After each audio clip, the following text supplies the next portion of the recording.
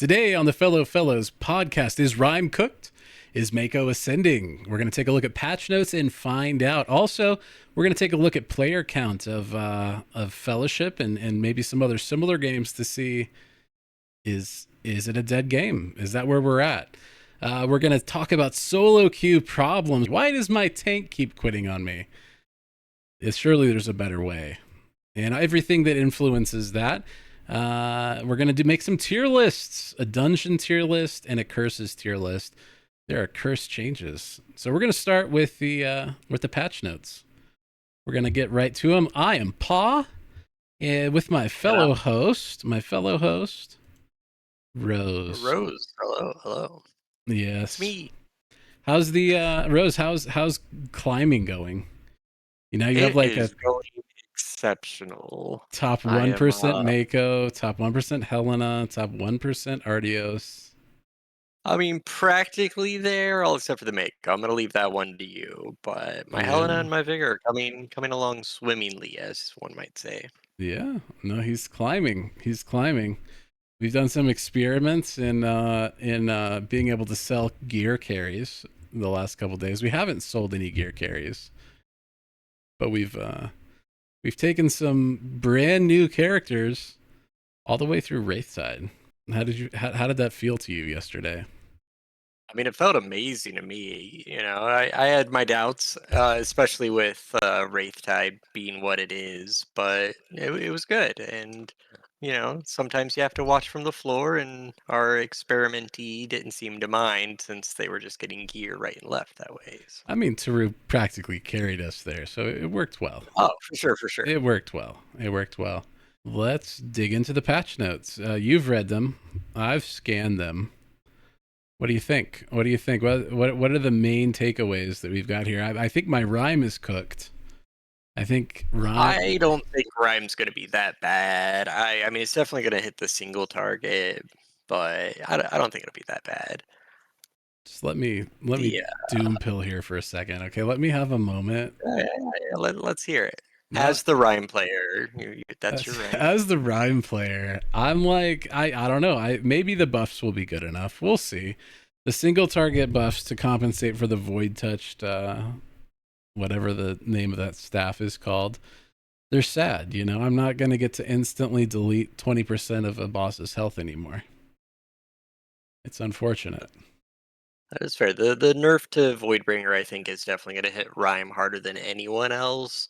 But you might find yourself doing more damage overall at the end with your other single target buffs happening. You know, could work itself the out freezing torrent buff, I think, is good. I think it's gonna feel nice. There's a decent amount of damage coming out of there. Maybe cold snap actually starts to show up on your damage done meters. Yeah, especially, I mean, if you're running the back piece build, the cloak, I would imagine that the 20% increase cold snap is looking pretty good right now. Yeah. And then I do think it probably opens up like a Chrono Shift build. Maybe there might be some potential there. Although, did they nerf Chrono Shift too? Did I see something about that? Due to the amount of hidden damage output Chrono Shift grants players through its cooldown acceleration mechanic, we decided to tone down the damage slightly to make it more in line with the other weapon choices. So they reduced. Doesn't necessarily nerf Chrono Shift that much, though, because I really do feel like the majority of the benefit of using Chrono Shift was the CDR that you're getting, not so much the damage it deals. Yeah, I think it probably works more with a spender build on Rime, where the torrent builds, you're pretty much never worried about cooldowns so much. You're extending your Winter's Embrace. Is that what it's called? The Blitz, the Frost Blitz. That's the name of it. The Ice Blitz. Ice Blitz. Yeah, you're extending that, and so like it probably only has 30 seconds left by the time you need to do it again, anyways. And then all of your other stuff is just resetting each other, like Torrent and Bursting Ice, etc. That is true. I definitely think it may merit some other build options coming to light instead. But anyways, I think that the big thing, I mean, how did you feel? Did you read deeply the main stat bug stuff? I did read, so I read all of their big damage example, their small damage example, and then I started scanning through which abilities were affected by this fix. And I stopped at the fact that it's Helena's second wind talent, and that was really where I was like, okay, that's all I need to know. Uh, I have seen several higher eye level Helena tanks using that talent just for the extra main stat, and I knew what was going on. But luckily for me, my build isn't what everyone else is using. So Okay, so you've avoided the meta and taken the I have secret avoided the meta. meta. Yep. Okay, If you play something different than what everyone else is doing, you'll never be nerfed. that's true. That's your secret Artios build, It which is. which we're gonna put up on our Patreon at some point here. That's true. That's true. We do have a Patreon. It's fellow fellows. Everything will be free on there unless there's something that we're really scared is going to get nerfed, and then we'll keep it secret. We'll keep the secret sauce for the secret people. No, my plan is just we needed some place to upload like routes and different things that we didn't have to pay for, and that'll work. And hey, if people want to help Rose become a pro gamer, you can It's you true. can It's do true. that there. Yeah. We did get our capstone routes done, so they should all be up there soon enough. Yeah. Uh, Working on the solo boss dungeons. Thought about doing an Empyrean Sands and calling that one the paid for only route, but I guess they'll all just be free. Oh, okay. Maybe we need one. Maybe we need. Maybe Rose Maybe. wants to be a pro gamer that bad. Yeah. So the main stat bug was a little bit. Basically, it was making some things hit less hard and other things hit harder than they wanted it to. So we'll see. Right. Anything that was a big damage ability is going to do a little more now, and all of your small damage abilities are going to do a little less now, which I think honestly will drastically affect the meta for Helena in particular, since she's such a high APM character that, you have a lot of little damage that's happening that was all getting buffed astronomically that now those people are going to be nerfed. It's not. It'll be interesting to see how it works out. I think Mako may be Bis, very possibly. I think it's very possible. The buffs that they're doing to Mako, I think, look really good. I mean, honestly, if every Especially couple of weeks they just add more damage to her, I'm okay with that. I don't think it's even the. I mean, the damage will be nice. Don't get me wrong, because the damage heals you and looks good on the meters, makes things fall over faster. But I think the big one is enemies hit by Spirited Vortex now deal 10% reduced damage while they are affected by Spirited Vortex's debuff. Indeed, indeed. So you've It does got, mention that that is a 5-second duration, just like the talent point, but it does add an additional DR that I think is really good for Mako. well, and it's not just for Mako. That's true. That's true. It's for your entire party. I think they did this because of Grand Melee, except that Grand Melee is on a long cooldown, and Spirited Vortex can be applied whenever you want. So basically, you get 10% permanent DR for any big AOE events you need to worry about. That is true. So we'll see. We'll see how it goes. Maybe Mako will overtake Helena on the leaderboards. Rhymes. Anything's possible. It is possible. I know Grand Melee is OP for other reasons too, but yeah. Yeah, and 15% more DR. It's 25%, 25. if I'm not Yeah. mistaken. No, for Yeah. sure. It's definitely, it's higher uptime versus more DR. And more DR is probably at the limits what's going to be taking the cake there, but we'll see. Time will Rhymes tell. single target buffs to compensate for the Void Bringer's weapon damage, void touched weapons. Um, Alarian, a little bit of stuff, a little bit of things, kind of minor buffs, really. I mean, a whole minute off of Skystrider's Grace isn't too bad. That's true. That is good. Ardios, your boy Ardios. You wanna talk about that? How much this was actually going to make as a difference from this last week? So I don't think it's going to be that big. I think it was an oversight on their part to not put a target cap on the change that they made to his ult. So obviously, if you pull, like they say here, if you pull 32 enemies, you're doing 32 times more damage with that ult. And obviously, nobody else's abilities work that way. So it was something that I kind of saw coming.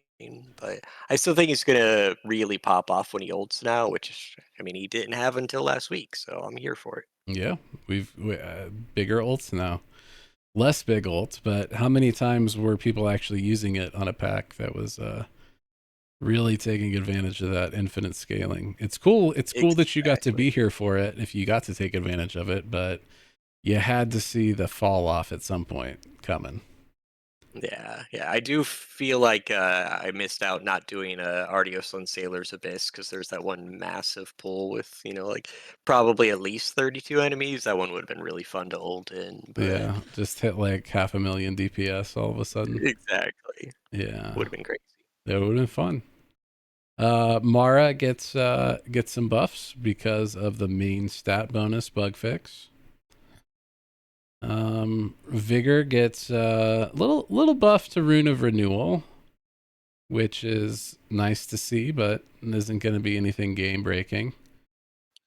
I mean, it may make me the most overpowered Vigor in the world because I use Rune of Renewal for a lot of my healing. Oh, So that's predominantly what I use as Vigor. I yeah, so mean, we're basically just getting a 16% healing buff for the majority of your you healing. have to use other pieces of your kit for other stuff, you have to But now you may generate not. runes. Well, true. Little extra. Now, is that on the initial one and then essentially 32% or 24% on the reapplication? It's probably a So yeah, no, reapplication it's buff, right? Is it 50% extra as it's long as rune's already on there? no, I believe it's 100% extra, but maybe I'm just wishful thinking. Yeah, I I don't didn't remember the exact actually number. test I it know things recently. heal harder when you have Rune of Renewal already applied. Yeah, but I assume because it says to the initial healing, I think you'll do 16% more with the first one, and then like you're saying, 32% more if I'm right If about it it's being 100% 100%. multiplier. Yeah. I think it's 50. I'm almost certain it's 50. Do you have the game up? Uh, I don't. I it just brought it back up. I had got kicked right when I tabbed over to look at that. Nice. It is actually increased by 200%. Oh, never mind. So it's So we were both wrong. You a little more I wrong, but was. I was very wrong. Okay, so that's a 200%. So that would be a 48% buff, yeah? yes, yes, that is correct. That's kind of crazy. Yeah, Kind of we huge. may only need Rune of Renewal because we can basically We let people's, as long as you get it before they die, they're gonna go to full healing other than tanks. Full no more health. circle of light spamming. Now you'll just generate runes and just spam Yeah, AoE depends on how renewal. long the damage event takes place, but yeah, pretty much. The GCD does impact things to some extent. To some extent, I will say I've been rocking the neck legendary, which gives me basically unlimited mana and runes to cast with, Okay, and so I probably could just sit there and spam rune renewal. it's must be nice to have a vigor with a legendary. Must It be. is. It is. I'm I don't know I'm whatever happened to the push you were doing on your vigor, I'm but I guess, I'm you're just a Mako main now. I'm very happy for you, Rose. Very happy. Uh, Good, good, good, good. Sylvie had something that was costing extra mana, and that was fixed, but nothing really. I mean, I never saw Sylvie's running out of mana. Well, correction, I never saw good Sylvie's running out of mana, so I Yeah, don't. I don't know how much that's gonna. Hopefully, for bad Sylvies, they'll get a little extra.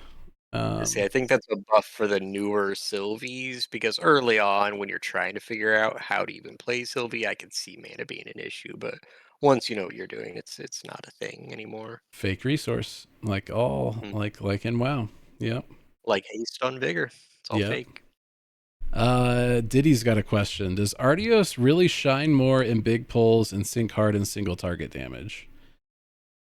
Everybody Depends on what build you're using. everybody other than Rime that does big damage and big pulls is gonna sink hard in single target. Would be that right? Am I wrong about I that? I mean, I think that's fair. It does really depend on what build you're running. The build I run on Artios does do competitive single target damage. I can hold 40 or 50 on a good fight if I'm not forced to move a bunch. Now, obviously, a Rhyme's going to be above that, a good Rhyme, you know what I mean? Yeah. But a lot of it is I use a talent that lets your Searing Blaze stack up to 10 times, and if you can maintain that the entire fight, you're going to be doing good single target damage. Unfortunately, that's not meta and nobody else is doing it. So take that for what you will. Interesting. New to playing him, and his cooldowns are just really long. So I'm wondering if I'm doing something wrong. If you, we will have a guide up here at some point in maybe this next week. Can you, Rose? Can you commit to this next week having an Artios guide? I can definitely have an Artios guide up there. All right. Possibly, are we doing like video guide for Artios everyone? Well, I'm thinking we could probably start with the text, and then Okay. either you or I could, if you want to do it, or you can give me the footage and I can record a voiceover for us, whatever. Can Um, do, can do. so watch on the YouTube channel, fellow fellows. Check out the Patreon where it will be available for free, much to Rose's chagrin. Uh, we'll Pay have for everything. No, I'm just kidding. yeah, if you find the content to be valuable, feel free to support us. You can even get an executive producer credit for the low price of $100 a month, or a junior producer credit for the low price of, I forget what I set that tier to, but yeah, you can be credited on our episodes. I do like him as a DPS. Just want to better play and understand him. Yeah. So I don't know Artios very well. Rose is kind of cracked with him, so be on the lookout for that guide. Indeed. Let's see here. Voidbringer's Touch changes. Basically, we've got, it's just going to be, you're going to guaranteed crit with these, and so you're never going to end up with like super high spikes of damage that you could get before. But it's going to end up smoothing the damage out, and I think how much of a nerf do you think this is actually going to be?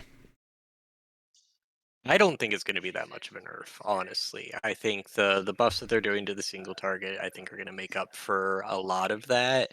And I will be surprised if anybody is doing less overall at the end of a dungeon. You're not going to have the big spikes. But you're also not going to be pulling threats. So maybe you'll live a little longer if you're not getting one shot by whatever you've ticked off, and the tank doesn't get back in time. So I think it'll even itself out in the long run. You just hit your shield and your self heal, and you're fine. You just keep pumping on that target. What are you talking about? You heal I've yourself definitely through it. never seen you fall over from pulling threat. Never. From It hasn't happened. I don't know what you're talking about. Slight nerf to the chrono shift weapons for range DPS. Earthbreakers. I've never played a melee DPS really, so I have no idea what this is. Oh, this is a weapon, isn't it? it is one of the weapon traits, but I have never got the Earthbreaker one on any of my melee DPS. But it's being buffed, so that's good for the person that wants to use that. We've got a tank weapon that I think I actually picked one of these up the other day on my Mako. I'm not using it currently, but it's got a buff.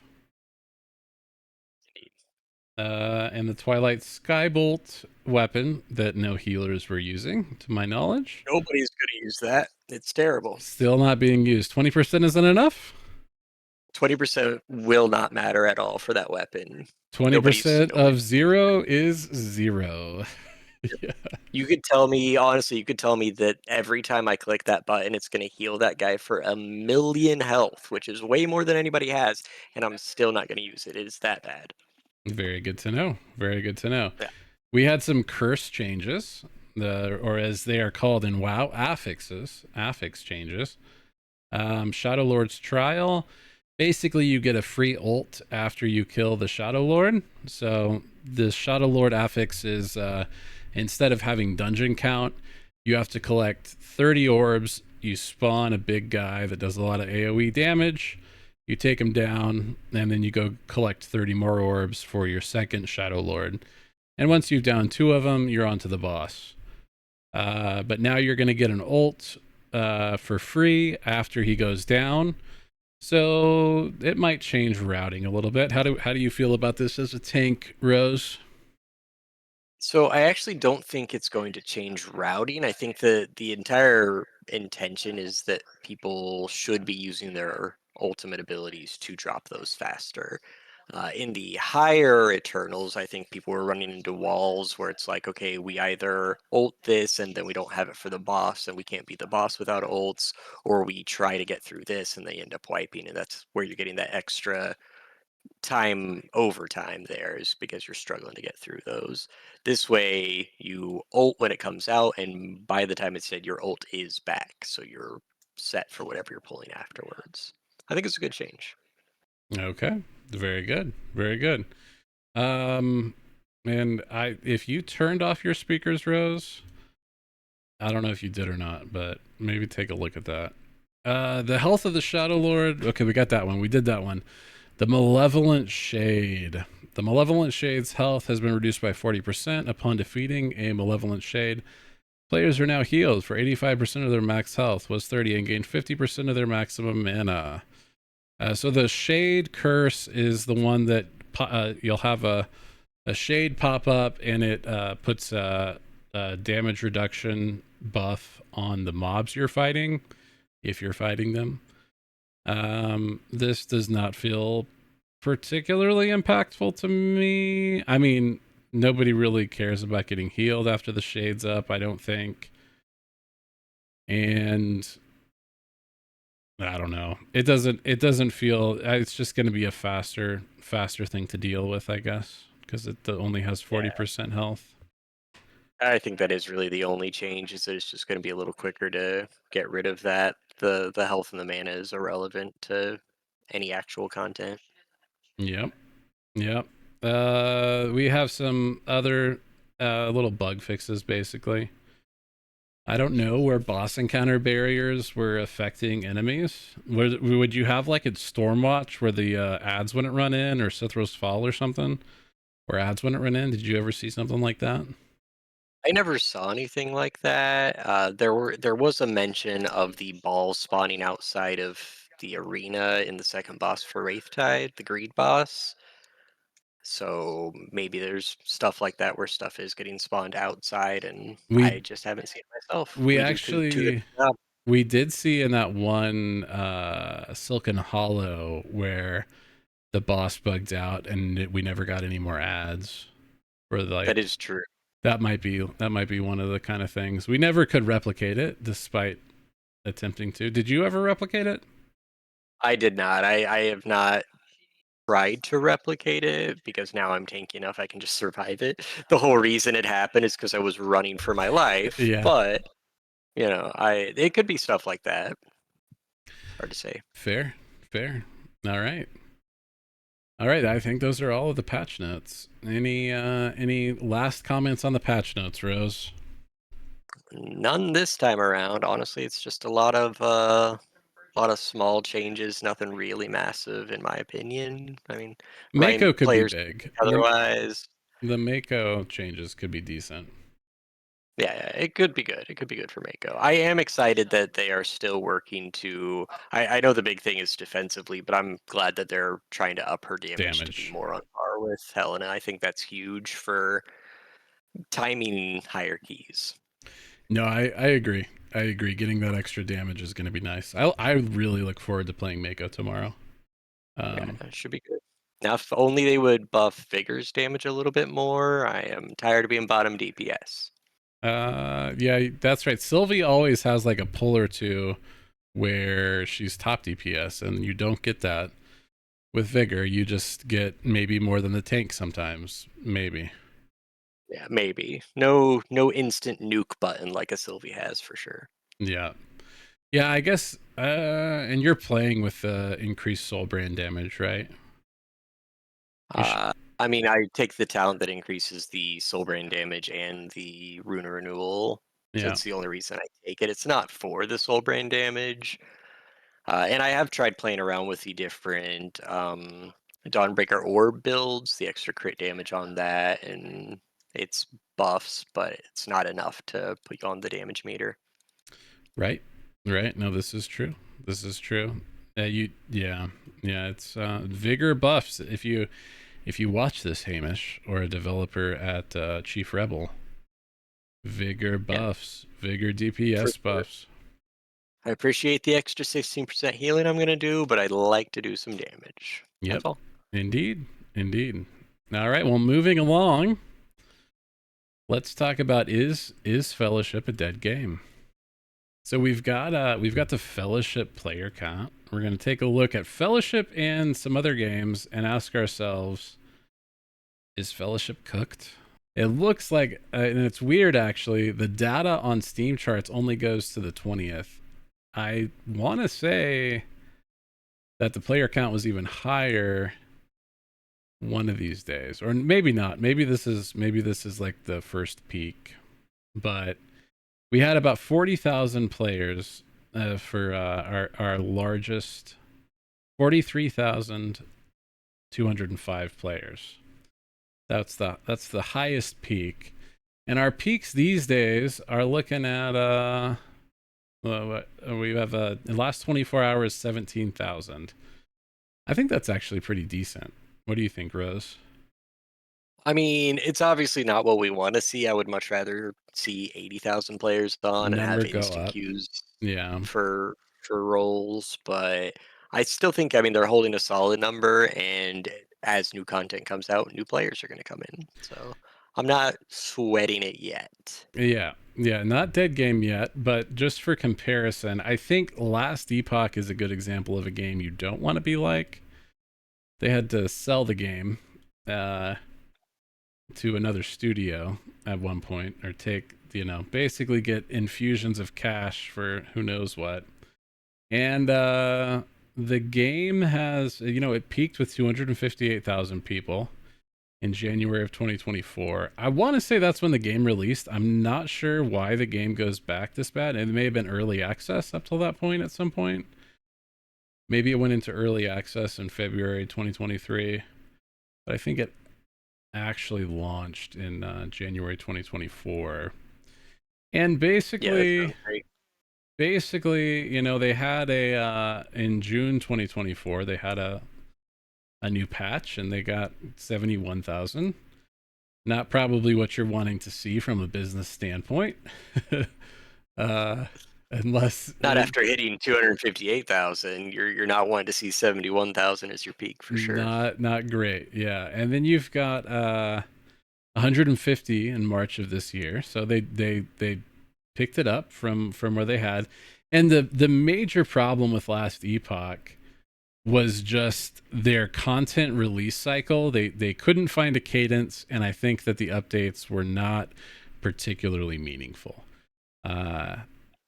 I tried playing it at one point again after the initial. I played the game in here somewhere, and the it just didn't feel like the game had meaningfully changed enough to the point where I was like, oh, I want to play some more. And now they're like averaging, 4 or 5, 2 to 5,000 players in their non-peaks.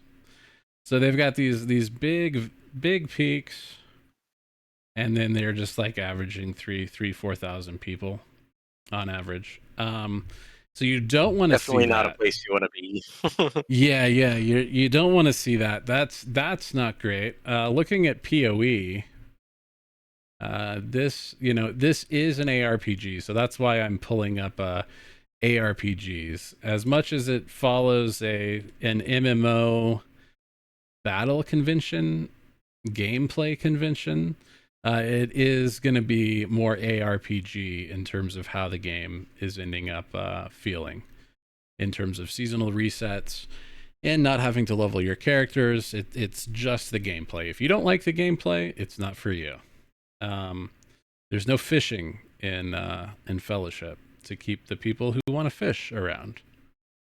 But so as you can see, Path of Exile, it actually, so I believe it launched in 2013, had about 30,000 people. This is probably really what Chief Rebel should be looking to for like being able to emulate success wise. I would say they start out with 32,000 people. They got peaks and valleys, but they got their core of 10,000 people that don't stop playing, you know, at any given moment in time. So that's more people across time zones, but they've got their concurrent players somewhere in the 6 to 10,000 area. And then they start dropping new content and they see their peaks pretty much maintain. They've got their core audience. And then at some point in time, looks like it's 2017, they launch an update that they managed to double their all-time high player count. And then they just kind of have steady, consistent, pretty nice, consistent. You can plan for these things. You know, you can plan to have your server capacity scale up when you're going to launch some new content. And then you're going to have a drop off, but you got to get your content drop consistency rate to where you keep bringing your people back to play the game. And I think Path of Exile has done a pretty good job of that. Yeah, it's definitely important to have your big updates and even some small updates along the way to keep people hooked and not going to find other entertainment elsewhere. I definitely think Path of Exile is a good example of doing it correctly. Yeah. No, I agree. PoE 2, we see a similar thing going on. You know, they drop off until new content comes, and then they'll pop back up. Although they have never reached the launch hype, but it's kind of interesting. We'll see how PoE 2 works. Early access games in development, you're going to have probably different expectations as you would out of a fully released game, but probably with Path of Exile 2, not exactly the kind of graph I would want to see if I was in a boardroom looking at everything. But they're going to release Druid, and those numbers are going to jump up. Exactly, Wessels. Exactly. Now, the real question is, are they going to be able to jump up to these sorts of numbers? Because then you'll know, and it may. I mean, all these people have this game. All these people can install it or play it. And yeah. And actually, what was their initial? Oh, they were at 600,000. So maybe they've got their consistent. I just didn't scroll out far enough. They're looking solid, and a new class is always, especially a class like Druid, is going to bring people back. Is it early access was the release exactly? It is Druid that's dropping next week. Is that correct, Wessels? They have a really good model between PoE and PoE 2 every 2 months, and yeah, okay. So Druid is coming. Druid is on its way. Good to know. Good to know. All right, so as far as what I would like to see for the health of the game, and as a player, so that the game will continue to improve, and that I can count on the game being playable for a while, there's a couple of things that I want to think about. The first one is I would love to see more cosmetics for purchase. This might not be what a lot of people are going to say, but I would like to see more options and more cool skins for me to buy and for other people to buy to show our support for the game. I think they're a little light on that, and I know they don't have a cash shop in the game yet, but some more cosmetic packs for release on Steam or for purchase on Steam I would love to see that. Rose, don't you want more microtransactions? Isn't that a I strong mean, desire of yours? if it comes for more transmogs or mounts, I'm definitely here for it. I also don't think it would hurt to put like some rare drop cosmetics in the game, maybe. Sure. You know, you give people stuff to hunt for other than just gear and gold. I think could be really good. And of course, give people things to buy. Well, there is Sir Bombastic. Sir Bombastic is it's in the game. It's an option. It's something that you can try to farm. We don't know how to Try to find it. farm. We don't know if it Yeah, exists really. Um, we don't know the lore behind Sir Bombastic yet, but as soon as somebody figures out where that comes from, I'll get mine. Rose is going to be making a video about it as soon as he knows, and he may be one of the first people to I know. know. He's a I big may lore stumble hound. upon it. Data mining. He's figuring it out. We talked about it a little bit last episode, but I think solo queue and quick play we should talk about for a second. They're terrible. They don't feel good. They feel really bad. This game is awesome with friends. This game is awesome with a pre-made. And anytime, like for instance, I'm just gonna go over and see what kind of boxes I have available for purchase right now. I know I have some. Oh, I can actually get a green one, but I want a blue one. So you have to get Marks of Fellowship to buy these boxes that let you gear faster.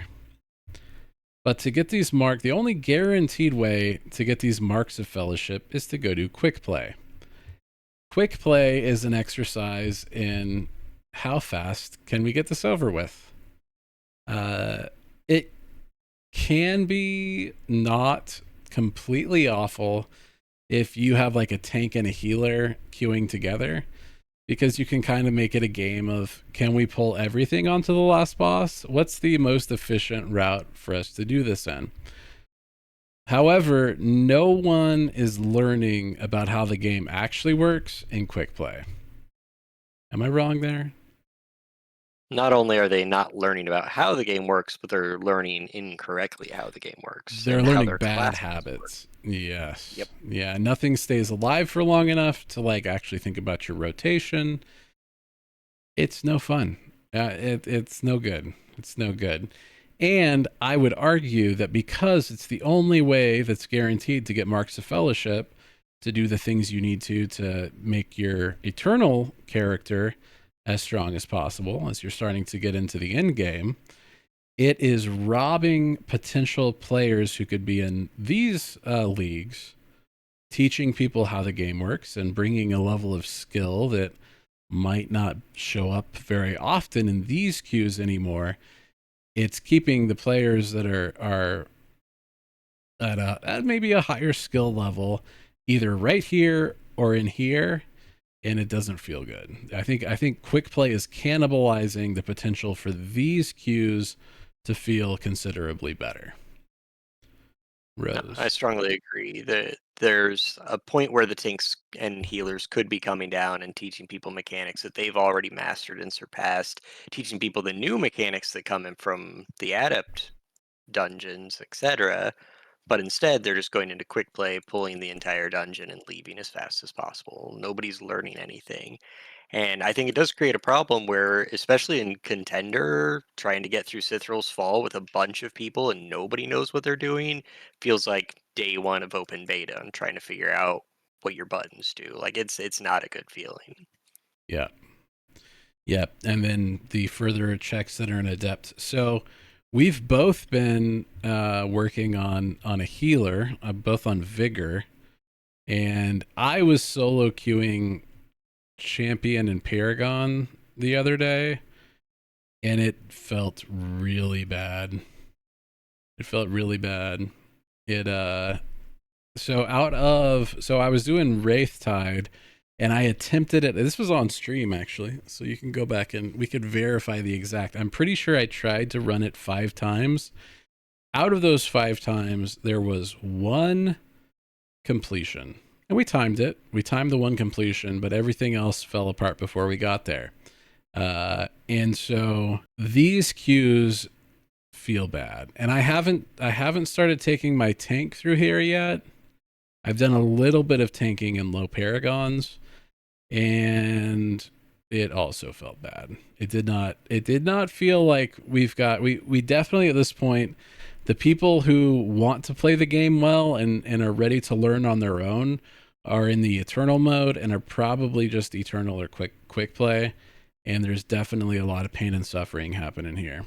I So do think you're going to have a little bit easier time on a tank than on any other role because you can control the pace of the dungeon and you've got 3 stops yourself that you can do if DPS don't know the kicks and whatnot. Wraithtide's going to be a big hurdle for a lot of people, even if you're playing on tank because it's such a healer check of a dungeon. But for the rest of those, solo queue as a tank is kind of a breeze, at least when you compare it to healing or DPS in a solo queue. yeah, no, totally. Yeah, as a tank, you definitely have the most agency out of all the different heroes. And so you definitely are if you want to at this point go through here, I would say you're best off going as a tank because you have the highest chance of being able to set things up for success. But how do we fix this? And my thing would be is get rid of quick play. I don't know what the intention of this game mode is. I did watch the developer stream where Hamish was like, I don't know if quick plays turned into a little bit of pull everything and everything. Maybe we need to make it harder. Don't make it harder. Don't It's a terrible idea. Get rid of this tab. Get rid of this tab. If you want to bring quick play energy into things, get rid of the timers on Contender and Adept, where people can learn the actual mechanics that are going on, where people can start to learn how things work. And what I would love to see is if there are roles that are in demand in these queues, like healers and tanks. For instance, we have an underpopulated queue of healers and tanks right now for Paragon, Champion, Adept, and we're missing tanks for Contender. So here is my suggestion. Oh, hey, Toxic. What I would like to see is if you have completed the Paragon League, if you've completed Ransack for Drakheim, there is now a queue that is available to you. And that queue is a queue that guarantees you, let's say, 4 marks of fellowship, maybe 5. We'll have to, that could be balanced and tuned, but it guarantees you marks of fellowship and a high chance to get eternal essence bonus gear, possibly that's transferable between the different characters and heroes that you have, if you are willing to go in and fill the roles that are necessary to fill. That is how I would suggest initially that this be done. I've seen people suggesting we need a social credit system. We need penalties for people who leave and they get stuck in their own queue full of leavers until they learn to be good citizens. And while I think that there may be a place for that, I think there's 2 things that have to be in place before you can consider putting that in. The first one is that there needs to be autofill for if somebody leaves. So you don't even, if you bring this in, you still ruined everybody's time when somebody leaves, and you've ruined somebody's time extra. So you need the ability to autofill if somebody drops or has a connection error, etc. And then you also need the ability to reconnect to a dungeon if you end up getting disconnected for some reason. Those 2 things currently do not exist in the game as far as I can tell. Maybe there's been progress made on those, but I don't think so. So once you have those, you can start talking about punishing leavers.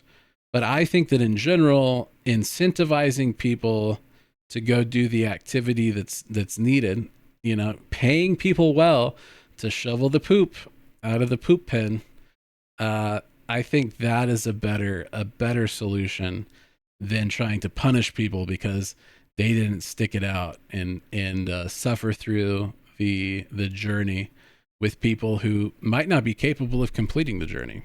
Rose, your thoughts? 100%. Reward people for staying, don't punish people for leaving. And to your point about giving like a socket reward, socket of gear that would be transferable, they could just add another resource, which is to add a socket. It may not even Oh, have an essence bonus, but if they would do a resource that only drops if you are, like you said, you've cleared Ransack, you've beaten all through Paragon, and you're in Eternal now, and you queue into Contender, you get a piece. Maybe it's you do 5 runs and you get the ability to add a socket to a piece of gear. If you do 10 runs in Adept, maybe you get the ability to add a essence bonus socket to a piece of gear. mm. Incentivize higher geared players to go and help lower geared players out. And of course, we talked a little bit before. I still think they need some sort of reward for doing completion runs. If you've done 10 runs without leaving, then you get a bag of gems or a bag of materials, something to incentivize people to stay rather than punishing people for leaving. I don't agree with punishing people because the problem is everybody is trying to do their own thing. I make you up and I'm like, I really need a Sailor's Abyss, and everybody else is going straight for the capstone, or everybody else is like, nope, it's Empyrean Sands. It's like Yeah, I don't want to stay and run 15 Empyrean Sands, or yeah, it's 15 Empyrean Sands if all I need is Sailor's Abyss. So I'm probably leaving if everybody's already clicked on that. yeah, indeed, indeed, completely agree. Please, Chief Rebel, do not punish people for leaving, and definitely don't punish people for leaving until you have like and the ability to reconnect people to their games if their client crashes or they have a network hiccup. And please put in autofill for people to be able to do it. I know these are things that I'm sure that they are working on. I've seen them mention at least autofill, but I think that they probably please don't put in anything to punish people until you've got those things in for sure. And try incentives first. Try the carrot first. Punishing people is a good way to drop your number of players, and I don't think that they want to be doing that right Yeah, now. yeah, exactly. Until you've got too many players, don't think about punishing your players any more than the systems already do punish your players. I hate the vote system in WoW. What actually really put the nail in the coffin of WoW for me was I went and I had just gotten done playing the beta for Fellowship, and I went back to WoW, and Little John was like, I kind of want to gear my mage up some more. And I'm like, all right, let's go run a seven Arakara. And we get into Arakara. The tank pulls everything to the first mini boss before the first boss. And some people miss some kicks. And we wipe. We take down most of the pack, anyways. And then the tank says GG and votes to abandon run. And the thing is, it was a perfectly timable run. He could have said, "Please get kicks from now on," and waited for the next wipe to leave. But instead of doing that, he just was holding us hostage. The rest of us go and clear the mini boss and all the trash that we hadn't cleared at the beginning, and are like, "Can we just finish this run, please?" And the tank is like, "Nah, I'm just gonna sit here." And that was when I was like, okay, this system is awful, and I think I'm done with WoW. Honestly, it was that moment with that system. If he had just left under the old system, it would have been like, well, that sucks, but okay, he left. I guess we queue again. But because of that system, it made the experience so tilting that anything like that system would pretty much get me to leave a game instantly. Anything that gives one person that much agency to like not just the problem is if they just leave, they just leave. I queue again and stop thinking about them. And wow, the key depletes, and and I have to, run that key up another level. But at least I'm not forced to sit there negotiating with a terrorist. That is the problem with the WoW abandon system. When you've got a group of people whose goals are aligned, right? If you're in a 7, fairly late in the season, your goal is not to there's your goal should be to complete this dungeon for gear or score. Like that's the only reason you're here is for gear, marks, and score. And so if it's a timeable dungeon, you should never have a reason to abandon the key unless you're like, hey man, my I got wife aggro or something. Anyways, I hate that system, and I will never play a game with it where I can be held hostage in a pug. I would never pug again in WoW if I went back to it because of that system. It's a terrible system, and like you said, sometimes people have to leave. What if it's, oh, my dog ate my toaster again? I've got to go, and now you have to get people to agree to vote to be allowed to leave, or like the whole thing is just, it's a bad system. It's out of whack It's true, and Rose's dog eats his toaster all the time. He really all the is a time. very I've bought so many irresponsible new pet owner. toasters. It's people talk about Hassan shocking their dog. You should see Rose's dog. No. I mean, if the dog's just eating the toaster out completely of its own accord, that's I'm not feeding my dog toasters. At the rate it's happening, I'm not sure that I wouldn't say that you weren't. There's going to be a new patch in January for Fellowship, and we're going to talk about what we'd like to see in the patch. New heroes. I've heard that they're thinking like, oh, we're going to introduce one new hero per season. I feel like they could get away with maybe dropping 3 this particular season. What do you think, Rose? I think that would be great. I feel like a healer, a tank, and a DPS would be an amazing first little, like, hey, look, we are actually doing this sort of deal. I mean, yeah, that's where I'm at. Yeah, More the merrier. I would like to see one new one in each of these. And even if it's a little undercooked, they've shown that they're willing to kind of rework things, make drastic changes, at least in early access. Don't be hesitant to put in something that's a little undercooked just to like let it make this roster a little bit fuller. I think they need to be willing to take that risk. Yeah, throw in the idea if you have it, balance it later. Nobody's gonna mind. Exactly. New dungeons. So I felt like, oh, they're definitely not going to bring new dungeons in. We're just going to get the same dungeon pool. However, I was watching the dev stream the other day, and Hamish, the community manager, was talking with somebody from Sweden that works at Chief Rebel, and the guy was like, "Oh, some of these new dungeons we're working on, they're looking really, really fun, And that to me suggests that maybe we will see some new dungeons in January. I think it's possible. I think that would be big. I think for the health of the game, seeing new dungeons, 3 heroes would be big in terms of getting, and hopefully some meaningful like changes to some of the grindier and less fun aspects of the game. I think that would go a long ways to getting people who might have been like, well, this is kind of fun, but it's not for me right now. I'm going to wait to see what happens. Getting those people to actually come back. Yeah, I think that'd be good. As far as grindier aspects, what would you like to see changed, potentially, Rose? I mean, a big thing that I would love to see change is give us a queue for Eternal. It doesn't have to be like I'm queuing for Eternal 5, but maybe like I'm queuing as a healer for this range of Eternal, something like that. It is terrible that the system right now is you either go to the Discord and try and poach people there to build a team, or you're queuing for the last capstone dungeon and saying, hey, would you guys rather be an Eternal than where we are right now? And that's just a silly system to me. They need to do something to fix that. That alone will help the grind in Eternal. Good news for that. They are planning, it looks like, from the dev stream yesterday, for December 11th to see the first edition of the Eternal queue go in. So Fantastic news. I don't even have to wait till you, January. That is yeah, great.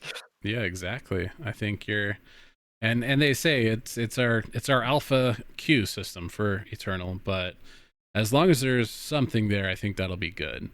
I would also like to see the gym essence, at least for alts, the gym system be streamlined a little bit, to where it is not the crazy slog that it currently is. Gems are definitely the biggest grind right now. I mean, not only getting the gems, but getting the materials to re-roll the gems into the correct gem or to fuse them together. I don't even know why there is an option to split them apart. That's insane. But yeah, it's a slog and a half. And personally, I would like to see that slog reduced by incentivizing people to go back and help people through queue as the season goes on. We've got a whole other video where we've talked about that. So it'll be right there. You can go check out our ideas for making the queue system better and simultaneously making the gem essence slog not so bad anymore. Anything else that we'd like to see out of a new patch? I think that Man, that's pretty much covering a lot of it. You I know, will. they're working on balance constantly, so Yeah. you know, What I think they need to do is make sure they have server capacity so there are basically no queues. I think they need to redeem themselves in the people that got turned off because they're fighting the queue boss and everything. And so having the capacity to surge to, like, 100,000 people without problem. I don't know if their technology is ready for it, but maybe if they've managed to work all the kinks out that they had initially, uh, if their server capabilities are capable of flexing up kind of on demand as people choose to play the game, and a lot of people choose to play the game.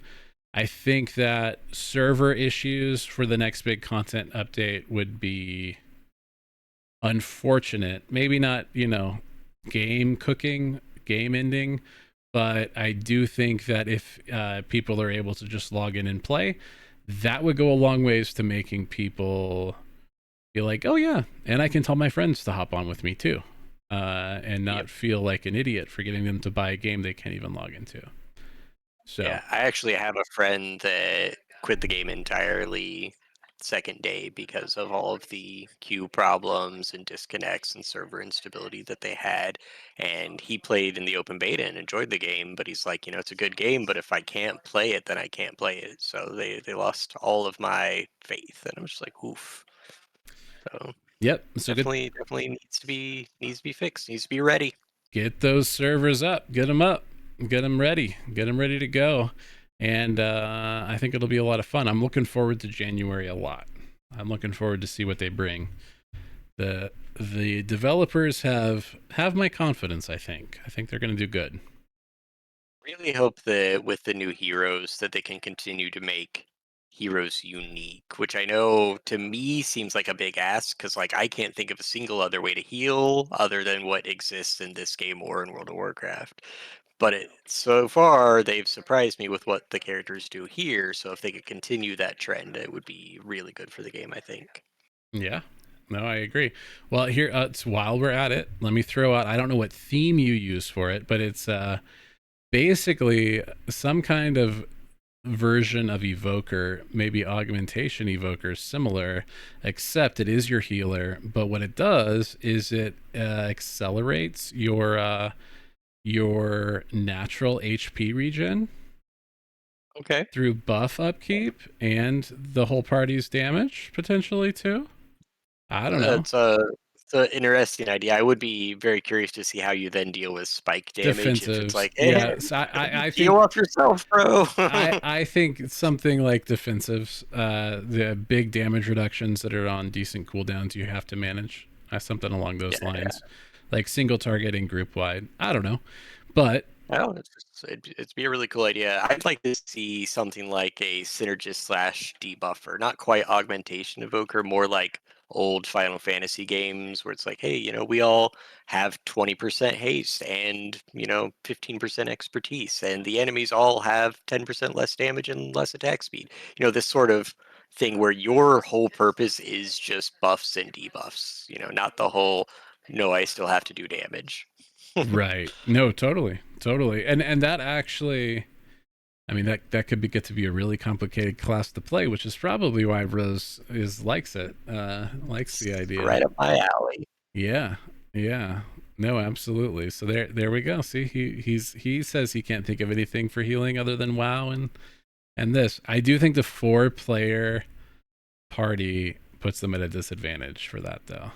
It does. It makes it hard to It, do support only roles when you only have 4 people to begin with. right. Right. Exactly. Exactly. But maybe for raids eventually they can figure something out like that. Yeah, that'd be good. That does bring me to something I did want to talk about, though. Speaking of the fact that it is a 4-player party, I would love to see challenging solo content. Like, hey, you Yes. have to do this boss battle, no tank, no healer, just you, dodge the mechanics perfectly, do good damage. Stuff obviously would have to be tuned for a solo player experience. But that's something I think would be huge for the game. People like to be the hero of their own story, and no better way to do that than solo play.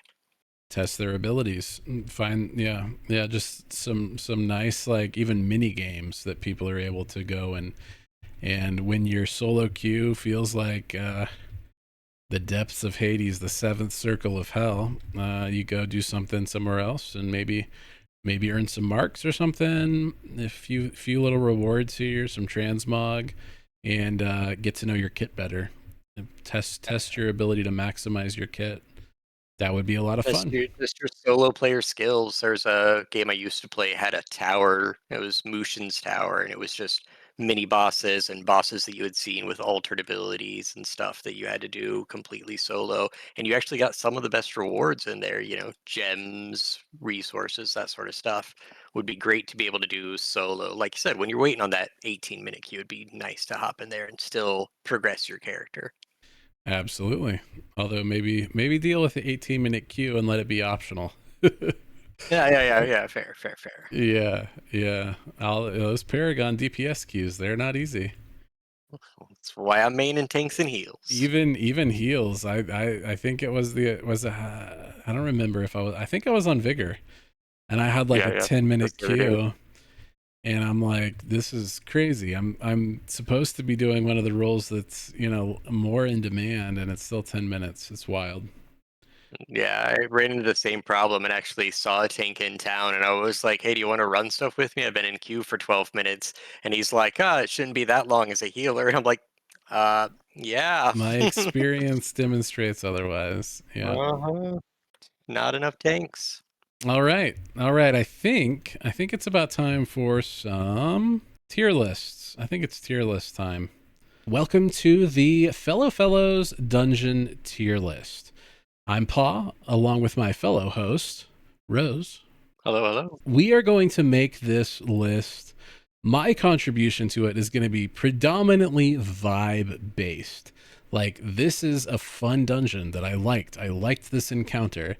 And this dungeon is a drag to play because the encounters aren't great. There's nothing that stands out to me. And probably there's some really big pain points that I don't like. Rose and I have both played through these dungeons on DPS, heals, and tanks. So we kind of will have probably an all around thing, but there may be dungeons where I'm like, I hate healing this dungeon and I don't like it. But there's also definitely at least one dungeon that I'm like, I hate healing this dungeon and it's the best dungeon ever. So, Hmm. I know all right. exactly which one that I is. I know you know which one it is. These I made these templates and I didn't realize that the thing was going to cut them off for some reason. You can still read everything here. It's fine. It's Yeah, good. it's visible enough. People have the idea as to what it is. Yep, yep. So let's start out. Let's leave the capstone dungeons for the end. All the capstones at the end. Yep. Where's the other one? Okay, so Empyrean Sands. Where do you think it should go, Rose? Since the changes, I'd say maybe C tier. It's not a great dungeon. There's a lot of one shot problems that if the DPS aren't aware of kicking, or the tank isn't kicking, or the healer's standing there crying out, "Watch happen." It's all downhill if those things get missed, and that's not even talking about the last boss yet. So, okay, let's remember that there is an F tier that we can use. That is true. That is Do you true. have a I dungeon in mind for F tier that you're like, no, Empyrean Sands is definitely better than that one? yes. Okay. All right. All right. I'm open to putting it in C then. I don't love the dungeon. I actually like the vibes of the dungeon. Um it's outdoors. I like outdoors versus caves predominantly.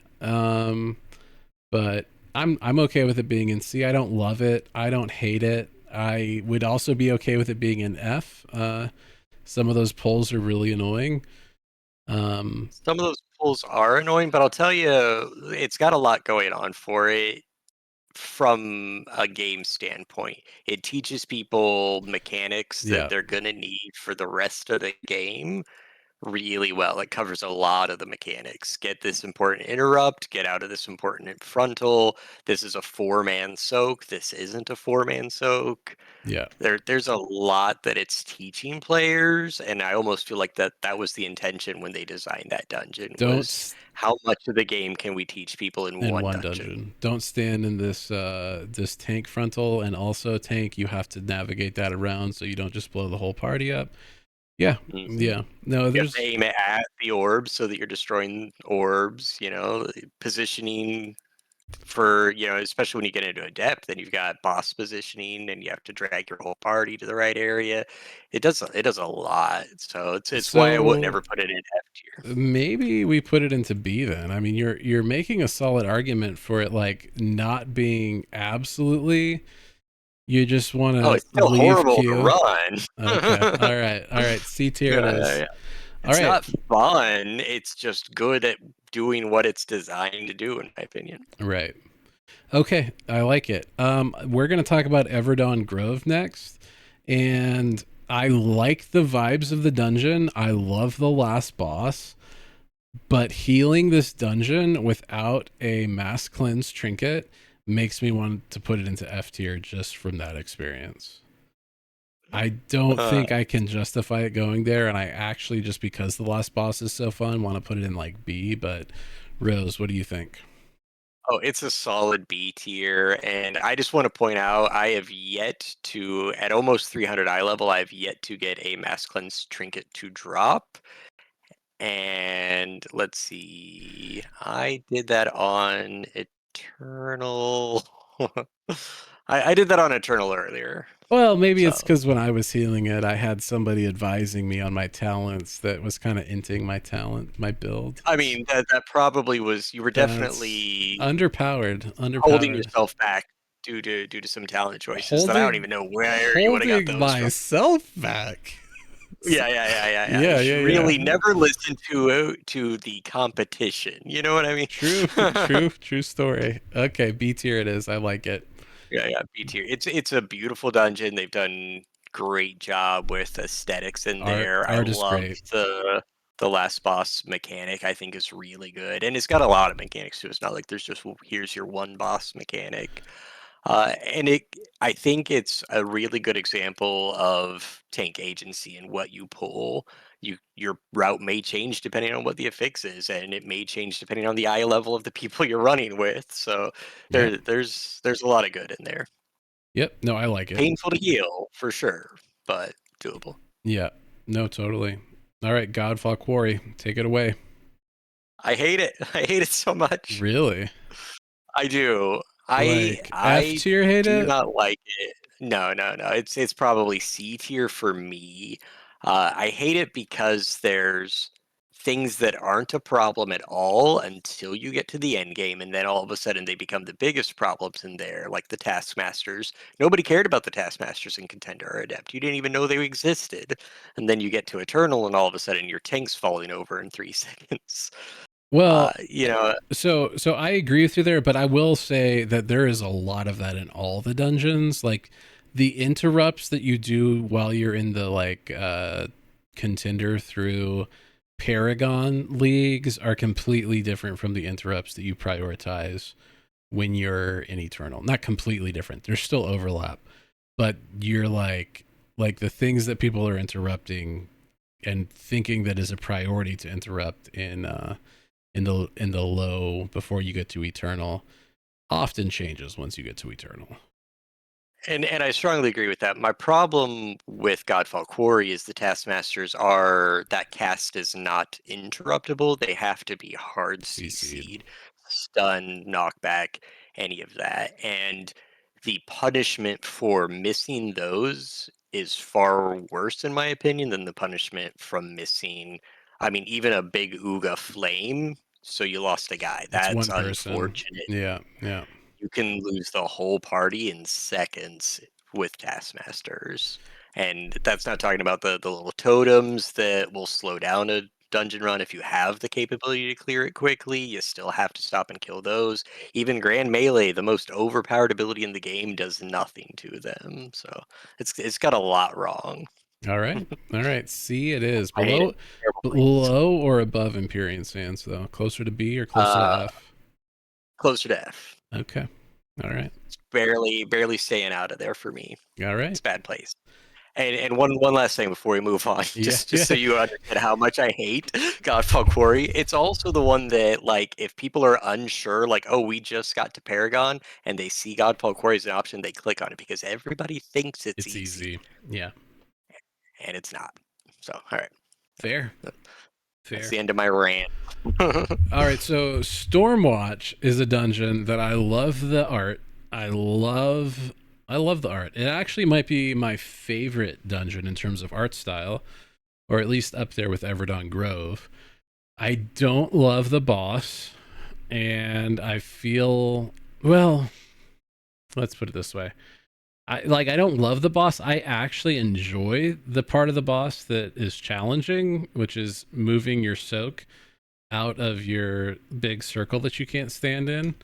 Um, it's a fun mechanic to me because it's easy to fail, because it's not like anything that I've done in WoW before or another game. Um, I want to put Stormwatch at the high end of C though, because it's not my favorite. Go ahead, Rose. Yeah, no, that's pretty much exactly where I would put it is the high end of C. It is the pug killer for sure. There's a lot of group coordination that has to be done perfectly, not only with the interrupts, but in how people position, making sure that they kill the ads. It has some of the most high priority ads of any boss in the game. If you don't kill those and then that circle comes out, a lot of players may not even know this, but you're getting yanked back into the circle if those ads are still alive. So Oh, it is definitely a high challenge dungeon. Uh, I don't love a lot of the mobs in there, but it's not my least favorite dungeon. yeah. And better than Empyrean Sands. Stormwatch has a nice you pass or you fail, in my opinion. You know what I mean? There's no like We're 30 if a group's seconds not over. doing it. Yeah, Yeah, yeah, yeah, yeah. yeah. Yeah, exactly. It's either we've done this or we're 20 minutes over time and why am I still in here sort of deals. And I like that about it. So. Absolutely. All right, so Rose, before you take it away on Wormheart, I'm gonna guess that Wormheart is F for you. Wormart is so far down at F. I wish there was a lower tier that I could put it in the F. In theory, we could make that, but I'm not gonna figure it out right now. Yeah, yeah, yeah, yeah. No worries, no All right, worries. I'm gonna let you take this one. I wouldn't put it that far down, but why don't you tell me why it's that far down for you? Okay, so Wormheart, in my opinion, is a cheap clone of Cithral's Fall, which we'll talk about in a little bit. You have roughly the same mobs, high skill requirement from all the party members, positioning requirements. A lot of the things that made Empyrean Sands good makes Wormheart bad. The biggest things for me is there's a lot of you barely made a mistake, so you're all dead in Wormheart. And then Yeah, you get the same sort of boss problem as you have on Stormwatch, where you need massive group coordination and perfect interrupts. And I mean perfect interrupts. If you guys overlap the same interrupt, your tank's probably dead the next time that cast gets off. It's just the punishments are every turn in that dungeon and the worst mobs in the game. yeah. It requires perfect play, at least on the No. boss. Yeah. The only saving grace for Wormhard is I have a really fun skip in there that's kind of pointless, but it's hilarious to make people do. So That's true. We need to make a short out of that. we do. I also, to your, it's a a cheap Sithral's Fall clone. Sithral is actually in the dungeon as well, as a not as a mob you fight, but as a lore mob during an RP segment. Um, Interesting.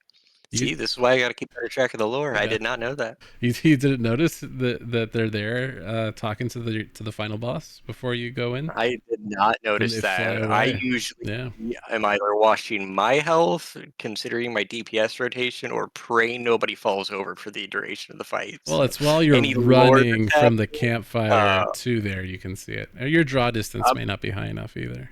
You know. It may not be. It could also just be that I've spent the majority of the time complaining about that dungeon as a healer, and I'm probably in tears at that point and not focused on True, the true, lore that's true. happening. You're so tilted at that point that all you can see is health bars. Or yeah, Yeah, yeah, yep, fair yep. enough. Or you're thinking about that bomb that your DPS stepped on. Yeah, yeah. Hmm. All right. All right. So I'm gonna go with Uruk Markets. Personally, if I was gonna put a dungeon in the F tier, this would be the one for me. It's just not. I don't love the boss. The boss is annoying, and once again, talking about like if you're with people who aren't sure what's going on, you're probably wiping on the boss and going again, or not going again. Um, the way that the dungeon is laid out makes routing kind of a pain in the butt.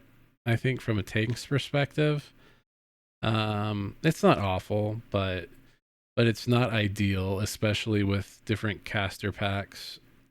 Um, and I don't love the art style. The art style is one that doesn't resonate with me. So for me, this would be the one that would fall into the F tier. But go ahead, Rose. All right, so I got a few counterpoints. Aesthetically, it's definitely not the most fun dungeon to look at. I actually like the arena style route. It reminds me a little bit of there was an old dungeon inside Dalaran that now the name is escaping me in WoW. But basically, you're trapped in one room the entire time and wait for mobs to spawn. This is that idea, but done correctly, in my opinion. You can choose a plethora of different routes. I've seen a ton of different routes that all work the same. And I actually think it's a really good dungeon for some of the worst affix. If you get empowered, it actually feels like you have a choice on whether or not you run into those empowered enemies. Whereas some of the other dungeons, it's like, no, you're gonna pull that anyways, so better learn how to survive it. Uh, Not to mention, well, I guess I'm now going to mention it's also the only dungeon with two bosses, and I think it's a really fun idea to force people to micromanage balancing the health of two different bosses. It's not an easy dungeon, it's definitely one of the more difficult ones, but it's got some cool ideas. Now, Okay. tier wise, still belongs at F, don't get me wrong, Oh, really? but Really? You'd still put it in F tier? I'd still put it in F. Above I Wormheart, feel though, like right? yeah, above warm heart. So Yeah. what I would like to see, and it's never going to be a thing, is that markets unlocks when you get to adept or when you get to champion. Okay. Make people learn more about the game and develop more skills, and then throw that challenge at them. Okay. Fair. That It sounds should good. never, ever, ever pop up in quick play. I mean, quick play just shouldn't It's exist, but well, yeah, yeah. It is the worst one in quick play, even worse than Wormheart, I would say. yep. Yeah. Yeah. Um. Great ideas, better than WoW, still a bad dungeon. Yeah. Yeah. Go ahead, take it away on Sailor's Abyss. Interested in seeing your take on this one. Sailor's Abyss is in A tier for me for a few reasons. As a tank, it has some of the most enjoyable pulls to tank, in my opinion. Not to mention that if you manage to survive a lot of these crazy pulls you can do in Sailor's Abyss, then you get to a boss that is irrelevant to you as a tank. You are never in danger. You're just chilling, beaten on an enemy, which I think is a lot of fun, and a nice little reward for good job getting count before you got there. It is also one of the best dungeons to farm gear in if you're at a certain level. If you're Paragon and you're trying to get geared up to go into Ransack at the capstone, you just spam Sailor's Abyss over and over again. It's fast, it's clean, the mechanics in it are very clear. I only have good things to say about it. I like the LOS mechanic, and I like that it forces DPS to choose between LOSing or potentially dying. Yeah, no, I like it. I like it. It's a good dungeon. And aesthetically pleasing. Very, very cool It design. is. Out of all the caves that I could be in, it's the best one that I've seen. Yeah. Solid. It's much better than Godfall Quarry on the aesthetic side of things. Yes. Silken Hollow. Silken Hollow. I am. Oh man, I want to put another one in F tier. Honestly, and You maybe put Silken Hollow in F tier?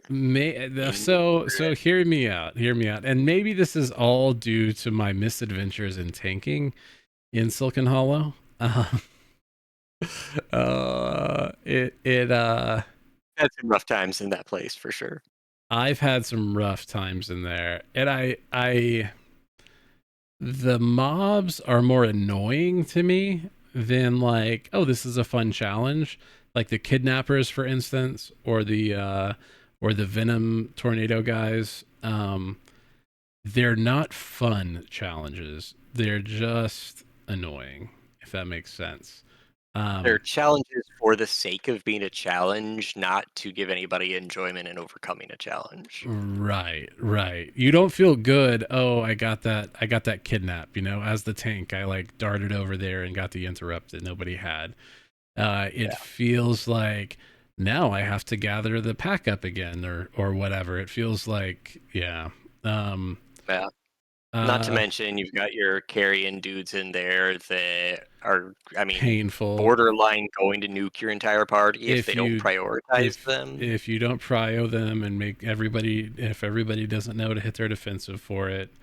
On top of the Heartstopper dispel, which you have a lot of time to dispel it, but it just a lot of unfun things to me for the sake of being unfun.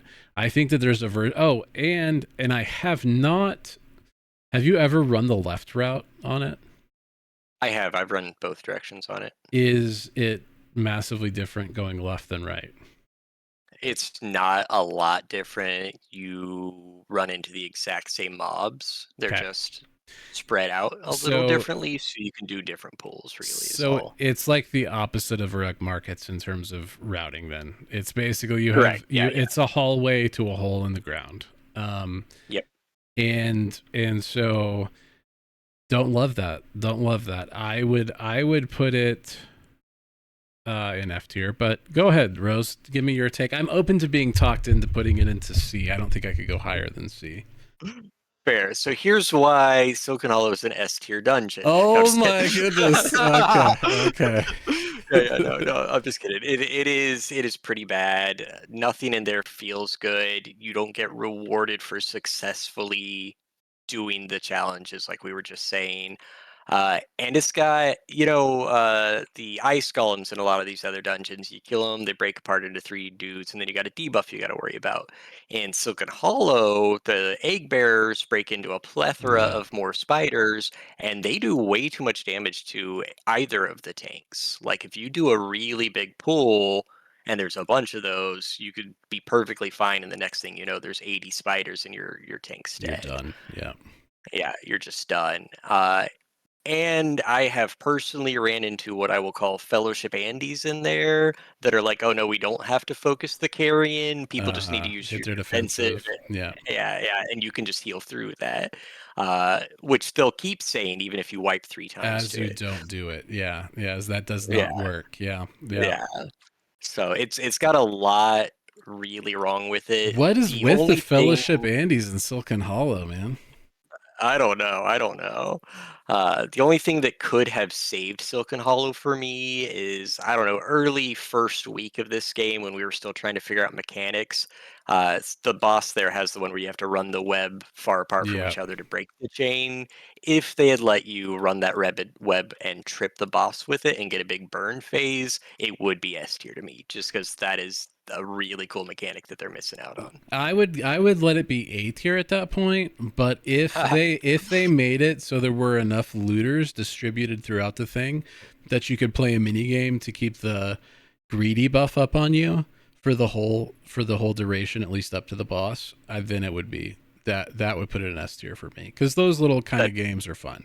Then it's yeah. rewarding to like nuke these packs, interrupt things, but I'm still keeping my damage or haste buff up or whatever it is, my damage buff up. Yeah. Mhm. I'd even go one farther and say that the kidnappers, instead of pulling in with such force, if it was like a tug of war game, and then that web could be used to trip the carrion guys so that they Ooh. don't AoE, like they could have done so many Ooh. cool niche mechanics that would have made that one of the most enjoyable dungeons, in Yeah. my opinion. So you're okay with it being an F tier? Oh yeah, yeah, it's terrible. Dog water. Where an F tier? I would put it at the top of F tier, namely because whereas Wormheart, I was mostly healing. My time in Silken Hall has mostly been as a tank, and I actually have a good time in there. Yep. Yep. Yep. Um okay. Now we've done all of the adventures, the one boss dungeons. Interesting that none of them made it into S tier. I wonder if that is because of the medium, because there's only one boss, because there's only so much you can do in a 10 to 11 minute encounter, or if in later seasons we'll be like, no, this encounter is totally S tier. Um, Yeah, yeah. Actually, I I mean, think we already came with ideas that would for have Silken Hollow, drastically that could have put raised us, Silken yeah, Hollow. yeah, I'd say, no, given the time, we could come up with ideas that would raise all of the all of dungeons the up a other notch. ones. Yeah, no, I think you're right. I think you're right. All right, Wraithtide Vault. I will just say it is my sole vote for S tier on the out of all the dungeons. It's so much fun. It looks really good. The high tide thing is fun. Healing the Evergreen Eclipse of the second boss is really really hard, but it feels really really good once you get it and figure out your kit to the point you can do it. Um, and the last boss, once you've gone through boss 2, just feels like free loot. So I love most things about it. There's probably only one change that I would make to the dungeon, but I think it's definitely S tier. Go ahead, Rose. Yeah, 100% S tier dungeon. The shock value when you get to the high tide boss for the very first time ever and you've never seen it was incredible. I was just like, holy cow, this is happening. I'm now underwater. You know what I mean? Like, really, really aesthetically pleasing, insane mechanics that all, like you said, they feel good. You feel rewarded for accomplishing the challenge.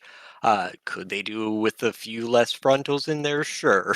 But the rest of it is all just gold. And as a tank in there, that mini game for an entire boss is just chef's kiss for me. I have a blast doing that. You can take me to rate that any day. It's a fun dungeon. So the only change I would make, and I'm not good at the mini game, but I wouldn't change it. Um, Vermintide. Vermintide is, and mostly this is about going and running in solo queue. Um, when people don't interrupt Vermintide, it is very punishing, and yeah, yeah, I see different routes that avoid the vermin. So there's that. You Interesting. can completely avoid vermin potentially And this was there. on your figure. You could just stun one of them, right? No, no, this is I mean, this is I've run it on Rime, Vigor, and Okay, Mako, okay. and I've tanked it. I take your route through there that deals with the vermin. Yeah. But I see people go left before first boss, on the beach. There's a lot of routing options in this dungeon actually, and I've Oh, seen a lot of tons of routing routing options. options. And there's fun routing options. Like there's this one tank I ran with who turned the second boss into the last boss, which they went to the first mate with the high tide, and then they went to the last boss, typically for probably a lot of people, and then they went to Shadow Greed Eclipse. And I liked that route because one of the problems if you solo queue into this dungeon, levers is a big problem in this dungeon. As it can be in many It's got dungeons, some hard checks for sure. it has hard checks, and the problem is it's one. I don't. The best kind of levers are people who leave like on the first wipe or to the first boss. When minimal time has been wasted. But when you're 15 minutes into a dungeon, the dungeon is timeable, and then somebody throws a tantrum and leaves, it's very frustrating. And so Wraith Tide is designed where if you go uh, either left or right in the dungeon, halfway through the dungeon is your biggest check. And so if if your group is in danger of falling apart, that boss it's basically it'll maximize your wasted time. So the route that I saw, and I liked it, it was they went for the first mate first, and then they went back and retraced their steps to go to the Deathless Kate, and then they went to the Shadow Greed Eclipse boss last. And so it's one of those situations where if there is any problems on that, people are more likely to stick around because they're almost to the loot. We one shot it when we took that route, but I could from other experiences I could see where taking that route could psychologically hook people that might otherwise be tempted to leave there. So It's definitely a good way to hold people prisoner and force them to kill a boss that's for right. sure. That's right. And that's what we like to do. If we're going to hold people hostage, it's going to be to get loot for sure. For sure. All right. Cithral's Fall. Rose, why don't you go ahead and take it away? Oh, is it too harsh if I put that at the very bottom of F tier? Really? Yep. Really? Go ahead. What's funny is that early on in the game, before we had reached in game, Rose had really a glowing review of Cithral's Fall. They loved that it was there to teach people the mechanics and that they had to do them. He had found a really good route for it. But go ahead. Why do we put it at the end of F tier? And I will say it is still so good for all of those reasons. It teaches people to play the most difficult parts of the game before they get into the most difficult parts of the game. It is great at doing that. The problem I have with it is that when you have to go back and do that later, and the best of the best players are long gone and nowhere near Cithral's Fall anymore, and you're running with I don't want to say the rats of the game, but let's be honest, that's probably what you're running into. And it's not even that they can't do the mechanics, it's that they're blatantly choosing to ignore the mechanics. They're the people that would pay you all of their gold to get carried through it. And they're just standing there dying to everything, and then it's like, hey, I guess you shouldn't have pulled that. And I'm like, that was one pack. That's the pull. Or why can't you heal me through this? And it's like, well, because you just got the whole party killed. There's so many things that are not good for the most casual of players. Uh, and I don't know how you fix that problem because it's like I said, it's a good dungeon to teach people, but if they refuse to learn, then you're in a terrible place and you can't escape it. I got trapped in the Cithral's Fall checkpoint trying to find a group that had their head on their shoulders, and now Okay. I never want to go back. Okay. Counterpoint. Okay. Okay, yeah. Counterpoint to what you just said there is that I think Heart of Tazari and Ransack are going to be even worse once those players reach those dungeons. Like to the point where, well, maybe they'll just leave at that point. Maybe that I think that what you're saying while I get it, I mean, if I based my Pug Wraithtide experiences on the worst groups that I encountered in there, it would also be F tier. Which is Uh, understandable. What I will say about Cithral's Fall, though, compared to the others, is all three of the others, including Ransack, can be three-manned, and the fourth guy can't do much to get you all killed. In Cithral's Fall, that fourth guy can get you killed a lot of the times. running into balls, running into Running into orbs balls, because there are balls throughout that entire everywhere. dungeon. Yeah. I've been that guy. And, I've been that guy. We had to restart our Cithral's 9 because of me. Yeah. yeah. Um uh yeah, but like you're not going to be able to finish Heart of Tazari with those. Like I guess in theory you can 3-man Heart of Tazari. You can't actually 3-man Heart of Tazari. You can I mean, the end boss, you have to have some DPS out of them that's pointed in the direction of the ads. I or you have to think. have really good three-man crowd controls and Right. decent damage. Yeah, so it's like comp dependent that you can't count on, right? Like in a Pug, you can't count on the ability to 3-man either of those. Um Ransack maybe is 3-manable. How does the soak on final boss work? Because I've only ever played it with decent groups. I, You can two-man soak that if okay, you're a if good you're hard up for healer, it. or if you're a DPS that's running a sanctuary trinket you can pop to up the defense. If you absolutely have to, you can two-man that soak. And I think it's intentionally designed that way in case nobody has a res trinket and somebody does something silly.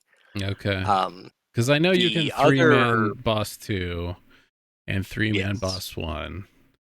Yep. Um, The other thing for all of these other dungeons is another big lacking point for Sithrals is I strongly believe my route for Sithrals may be as good as it possibly gets, but I can only get as to each boss with so much time remaining. Like there I can't pull big extra to get as there faster. The mobs don't allow it. If you pull too big there, you're just, wiping your whole party intentionally. I don't think it goes in F though. I'll put it at the bottom of C for you. Hey, fair enough, fair enough. Okay. Okay. All right. That was unexpected, honestly. I twists and turns. Twists and turns. Yeah. It's just a Heart large worm heart, and I hate worm heart. So That's true. That's true. Heart of Tazari. Um I don't really like this dungeon. Not because I mean the art style isn't my favorite. It's fine. Like it's Uruk Market's big kind of in a sense from an art style perspective. Um I actually like all the encounters and I had a lot of fun going in with a tank, a DPS and 2 healers and finally timing it at some point, essentially 3-manning it. Um but it just doesn't like there's nothing in it that I'm like that was so much fun except for the challenge that we created for ourselves out of it. I would put it in B tier at best but lean towards like C somewhere probably. Rose? yeah, I could see it at the backside of B tier. I think it has some good points, and I think a lot of those are points that the average player aren't thinking about, like second boss allowing the mechanic to fail so that you get a lot of plants so that you can kill the boss super fast with the shared damage that it gets. Yeah. A lot of route diversity that I've seen in there. And I do like the fact that it's one of the only dungeons that you almost feel forced to drag mobs away from campfires or the orb pedestal in order to reach different areas earlier or to have a backup plan if things go wrong while still doing large pulls. I think it has a lot of niche gameplay mechanics, and it's the only dungeon in the entire game where you can pull enemies through a wall That's true. That's true. intentionally. It's fun. It's fun. I Yeah, I like it. I do like those things that you talked about. And so it's the there other is some things that I'm not mentioning.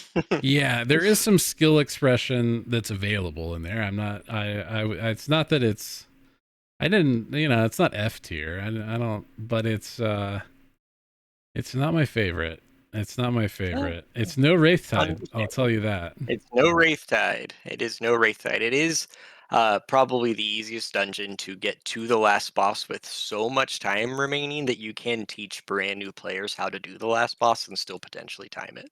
As long as they know how to interrupt the roots on boss 2. Yep.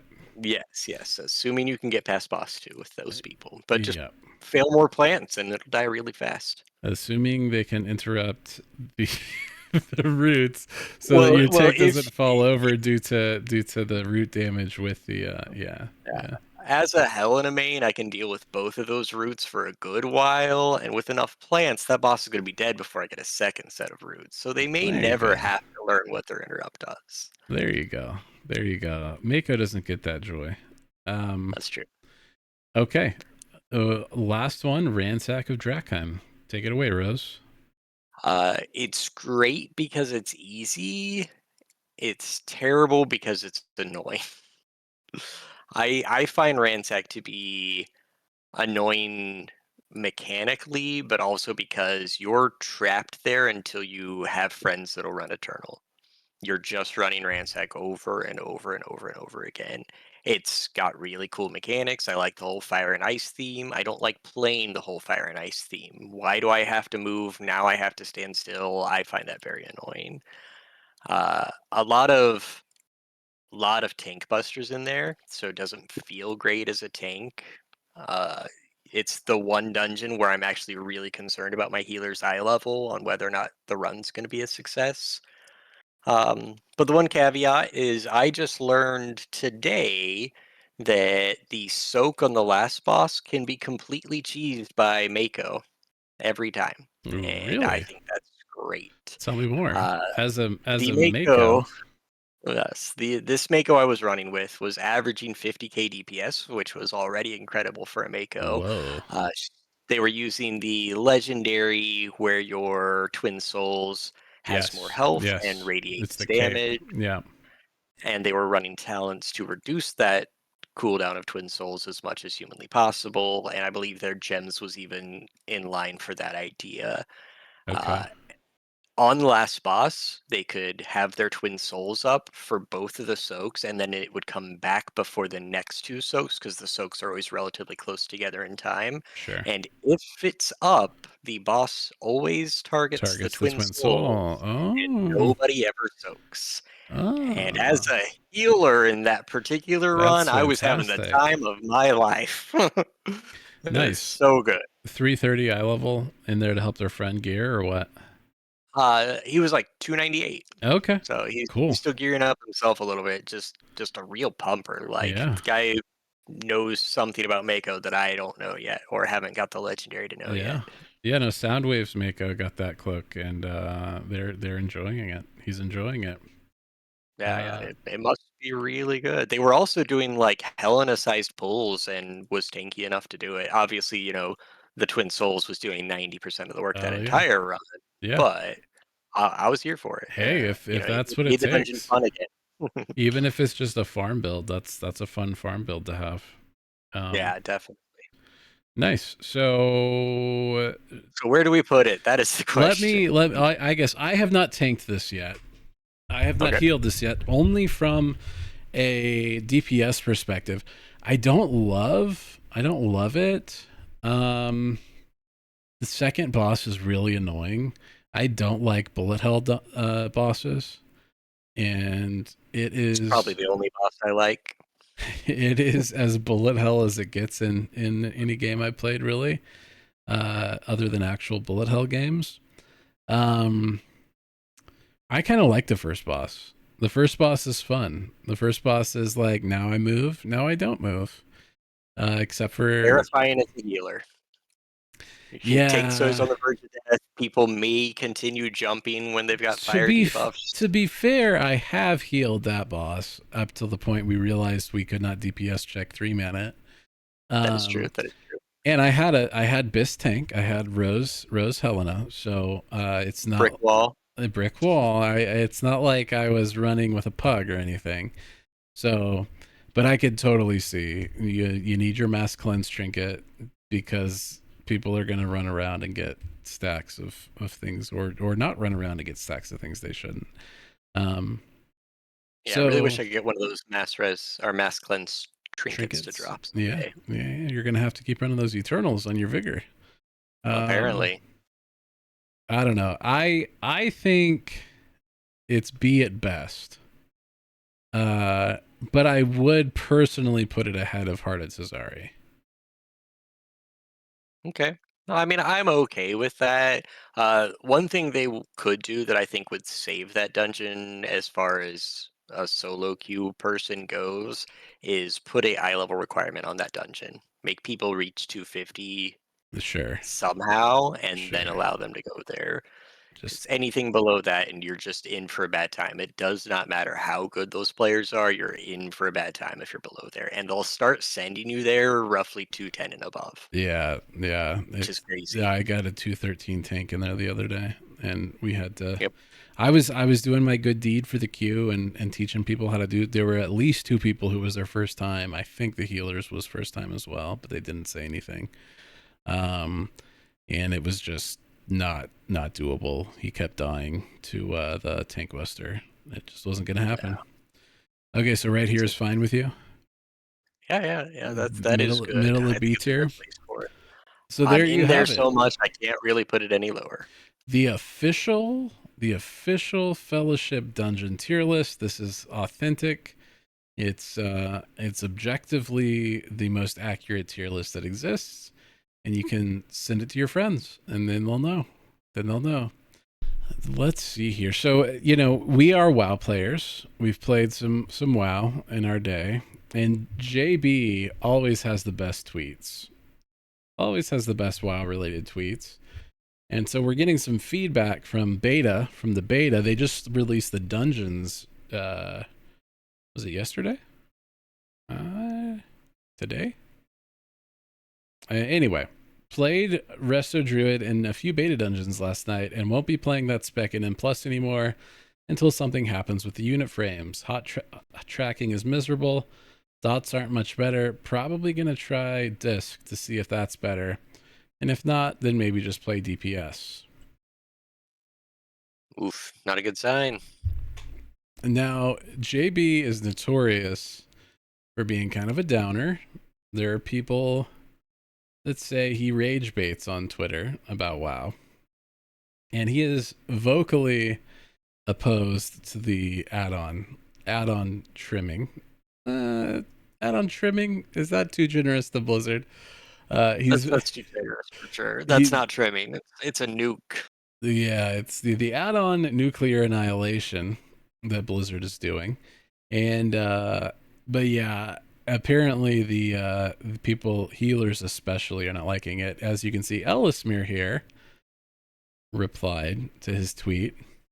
Every healer I've talked to has said the exact same thing. Party frames are in an absolutely unacceptable state for healers. Will not be playing a healer if it's not significantly overhauled before release. Surprised to see they didn't learn anything from the past 20 years of party frame add-on developers. Things as simple as buff, hot organization, out of range indicators, dispel type indicators, etc. These have been solved for 2 decades. WTF are we doing? This is ridiculous. And I don't think Ellismere is usually that much of a downer. I don't really follow Ellismere's tweets so much probably because he's not as much of a rage baiter as JB. And I do enjoy to see a master at work. And Ellismere, you want to watch him playing the characters for sure, because he is a master when it comes to Holy Paladin. But yeah. So apparently healers are feeling rough. At least the high end healers. Maybe the regular people are feeling good about it. I don't know. Probably not. They're probably also hating it. If high-end healers are complaining about the unit frames and UI changes, that's going to trickle down. The casual players are going to have even harder time tracking and healing people. So it's not looking good. Not looking good. But then I have people that come in and say, "Oh, it's actually beta's looking good," you know. But I don't know. I don't know. I look forward to seeing where this goes. It's going to be fun to watch one way or the other. As someone who is thoroughly disinvested from the result, I do love to watch ships sink. or dumpster fires happen, whatever. Yeah. Um, yeah, it'll be interesting. I would love to see it succeed too. I'd love for the game to be good and good enough that I'm like, oh yeah, I am gonna go get Keystone Legend or something this season. But we'll see. We'll see. Not looking good. Blizzard, and this is the thing where I really hope Fellowship can capitalize on this moment by making a really good patch in January. Is that WoW is in, I don't know, kind of a precarious space, at least as far as people's willingness to maybe go find another main game to play. I think there's a lot of the community that they would literally never lose if they released, if they packaged, vacuum sealed 2 pieces of white bread and had a dog turd in the middle of it. I think people would be like, wow, this is actually a pretty decent expansion. I know it's not for everybody, but I like it. But we'll see. I hope it's good. I hope it's good. But I think there's a lot of people, especially in M+, that would be I think Ellis Mir and JB are primarily M+ first players, if I'm not wrong. So Does seem to be the case. So I think that part of the community is open, and Fellowship, it's Fellowship's ball to drop at this point, I think. So Especially since they already have Ellesmere in here playing and pushing. yep. And JB early on, he was the top ranked Sylvie for a while, I think, if I recall correctly. He was on the first page for sure. So welcome to the Fellowship Curses tier list. In Fellowship, there are curses if you're from WoW. You might know them as affixes. They have a little benefit that they can give to you, or some of them just make enemies really annoying. But we have, are there 8 of them? No, there's 9 of them. There are 9 of them. Yep. And they can appear in different combinations. There's going to be combinations that are worse than others, but we're just going to take each one of them on their own. We have Binding Ice is up first. Yes, Binding Ice. This will put a circle around a person that will freeze anybody that's in it when it explodes. It'll basically, does it just slow you, or does it actually root you? It roots you for a second. It freezes you in place. You have 5 seconds to get out of it if you're not the person that it's on, and then anybody inside is frozen for 3 seconds. It can be dispelled. The freeze can be dispelled. There's no kiss to this affix, correct? Correct. Yeah. Curse only. Curse only. Okay. There is a small caveat, okay, but nobody's ever thinking about it. Okay. Enemies also take damage from the Binding Ice. Oh, so you could go in an AoE. How much damage? Did I mention enemies do take damage from the Binding Ice? That's the extent of my knowledge. That's everything we know. So that's all we know. And do they also get frozen? And they do not. They only just get take the damage. So what I would like to do as a DPS is run in on top of my tank, freeze them in place, and take whatever cleave damage is happening for the opportunity to do some damage to them, right? That's good. Very mediocre amounts of damage. Yes. Okay, I'm going to suggest that this goes into like the C or B category. You're normally not thinking a whole lot about this. You stay off of it if you see somebody with a blue circle around them. If you're a healer, you dispel them when it goes off. Most of the time, honestly. What's that? I said, so it goes straight into A. Oh, because we don't think about it a whole lot? Because we don't have to think about it. Sure. And honestly, I feel like it happens more in between packs than while packs are going on, in my experience. It'll happen regularly throughout them, but it's most noticeable right after the pack has died and your tank gets frozen in place. Yeah, yeah. If the tank gets frozen in place, it's not fun. But yeah, you don't think about it a whole lot. I like it there. It works. It works for me. Is this blood shards? Is that what this one is This called? is blood shards. Okay, Yep. blood shards is an affix that makes it so that when a mob dies, you take 15% of their health as damage. Is that correct? 2% of their max health. 2%. 2%. And everyone in your party takes 2% of the max health of the mob as damage. So that could start to hurt really bad. The healers do not love this affix. DPS don't love this affix if it kills them.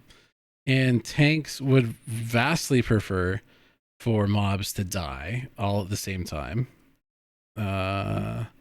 But you might need to stagger things with this one. What is the kiss of this one exactly? 1% expertise for each time anybody gets hit by a blood shard, stacking up to 15 times. So 15% if extra you are, damage? For how long? yeah, it's for 30 seconds. So if you Ooh, chain pull appropriately, you can actually maintain that buff a for nearly 15% the damage entire and run. healing buff on the entire party. Yep. That's kind of good, though. Not gonna It's pretty lie. good.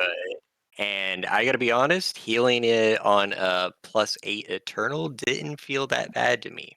Okay. So I think it is more S tier. benefit than anything else. You just have to be thinking about it. I'd put it in S tier. Yeah, you got to think If the about tank it. and the You got to healer be both aware. know what's going on, you can really make that one work for your group. Okay. Very good. We got an S tier for blood shards. What is this one called again? Carnage. Carnage. Carnage. Go ahead. Tell us what it does. So with Carnage, all damage you receive also applies a bleed on you for 6% of the damage you've Oh taken, yeah. divided evenly as da, da, da. Oh, right. I remember the last part of it. When you are healed above 90% health, it goes away. So it is basically the old necrotic buff and or debuff in WoW, the affix. And the You take kiss is damage.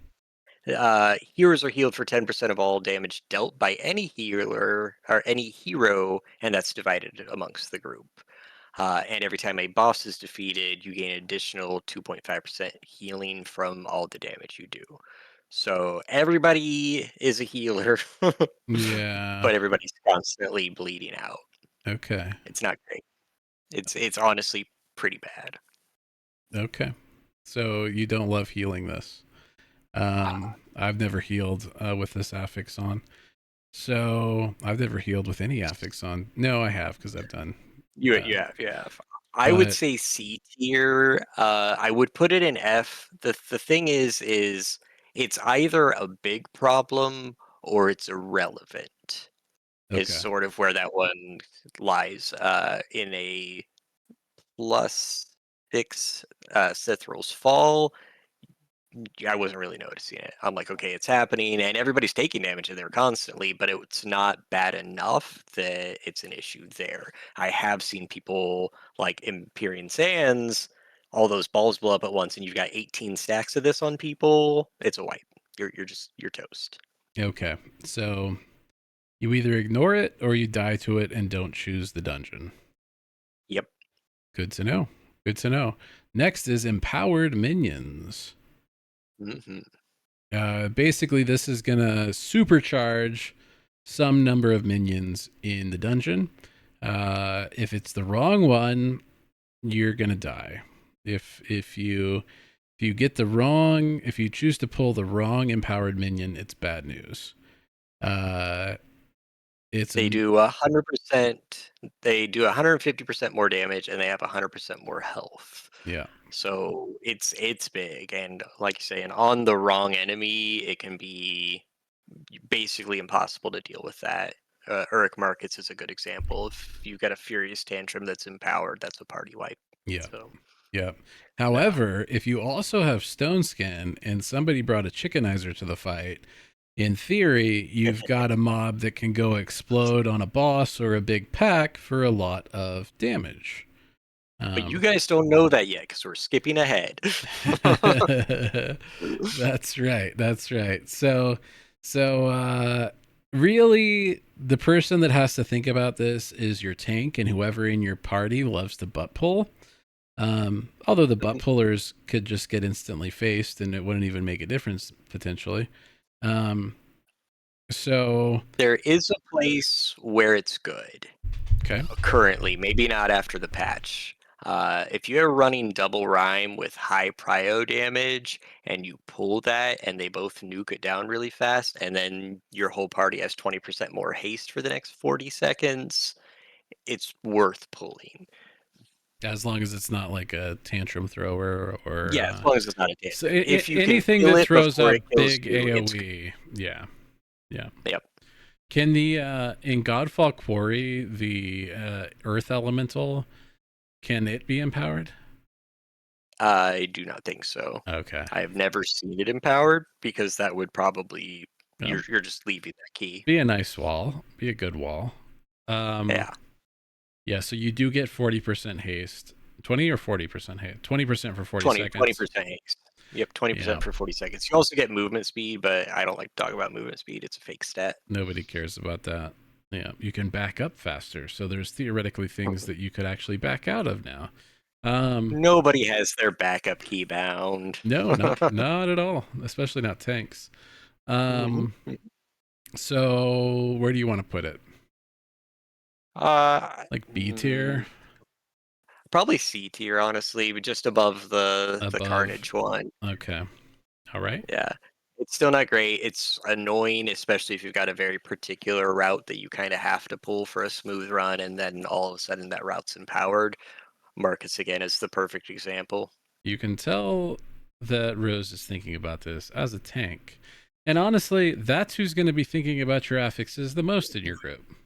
Well, and Uh, that's who's going to be thinking about that affix the most yeah, is your your tank, for your sure. tanks and your healers are mostly going to be the ones that are going to be dealing with these things.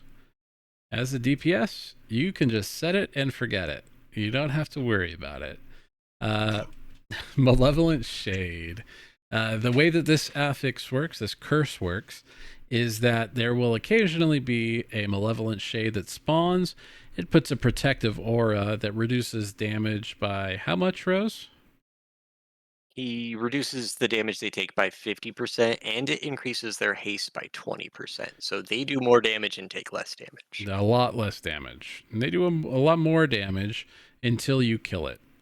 Sometimes it'll spawn when there's one mob left, and it is not like the whole dungeon. It's some kind of an area of effect, and you just keep going and don't worry about it. The advantage, this was actually changed today in the patch notes. You get healed for like 80% or something when it Yeah, I believe that's what they're dies. changing to is 80 something It and doesn't 30% feel mana great. back. And 30% Yeah. mana back. It doesn't. There's. Have you ever come away from pulls in groups that are halfway decent where you're like, man, I wish we'd had more health and mana at the end of that pull? Nope. No. Yeah. No. Yeah, it's fake stats It's until you die. it's a silly affix. It can be outranged, so as long as you can move the mobs, you just sort of ignore it entirely. It's more of a nuisance than anything else, and the benefits for killing it are irrelevant. Negligible. Yeah, Yeah, so no it's nobody probably cares going about like that. here. You don't really care about it. It's kind of not an affix. You do I would put you do it take in it B down. myself. You'd put it in B. As a Yeah, rhyme, I feel like I just swap to it and burn it down really quick anyway, so it's not even, you know. But as a tank, the 30% only extra haste, I could see where you'd not like it. yeah. The extra haste on the enemies is bad. The only reason I would lower it at all is because I have died because of this affix once in a dungeon. He doesn't like It that. I doesn't I don't like that. I don't like it popped up right before we were going to kill a mob. Everybody was low health. It was the last pull in Empyrean Sands before the boss. Uh And it came out. We had already done two group soaks. It was a weaker group. We were uh worse for wear, and it came out and we couldn't finish it off, and we had to do a third soak, which wiped the party. And I was like, this is a stupid affix. that it can just show up whenever it feels like it.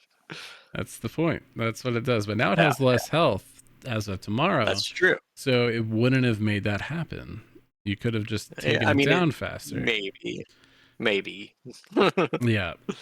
Okay, so we'll put it in B because Rose had a bad experience with it one time. I got hit. Yeah, I got stuck by this thing one time. What are you yeah. talking about, Rose? A tier? No, okay. Did anybody die from getting frozen to the ground for 3 seconds, though? That's the I question. was mildly inconvenienced, Rose. I don't feel like you're taking this Exactly. seriously enough. Exactly. Okay, we've got meteorites. Is that what it's called? It's Meteor rain.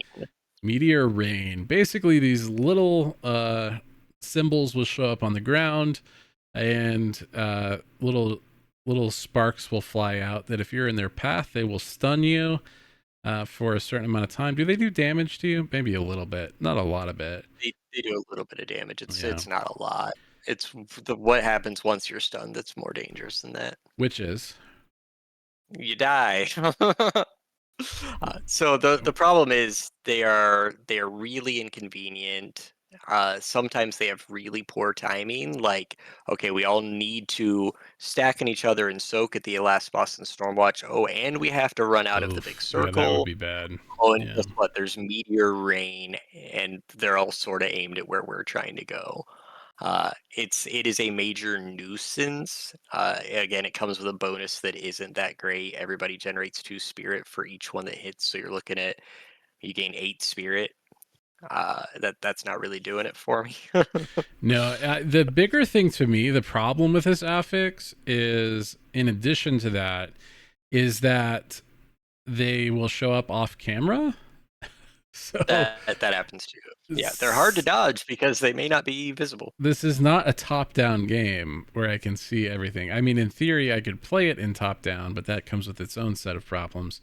Um, yeah, I don't love this affix. I think at best it's like at best it's the thing where if you did it right, nobody really noticed, and you're probably not going to do it right consistently through the whole dungeon, so there's a good chance you die. If your tank gets hit by it, that's a wipe. If you're stunned, you can't parry, block, or dodge. And you can't press your buttons. And That tanks too. really need to be able to press their buttons.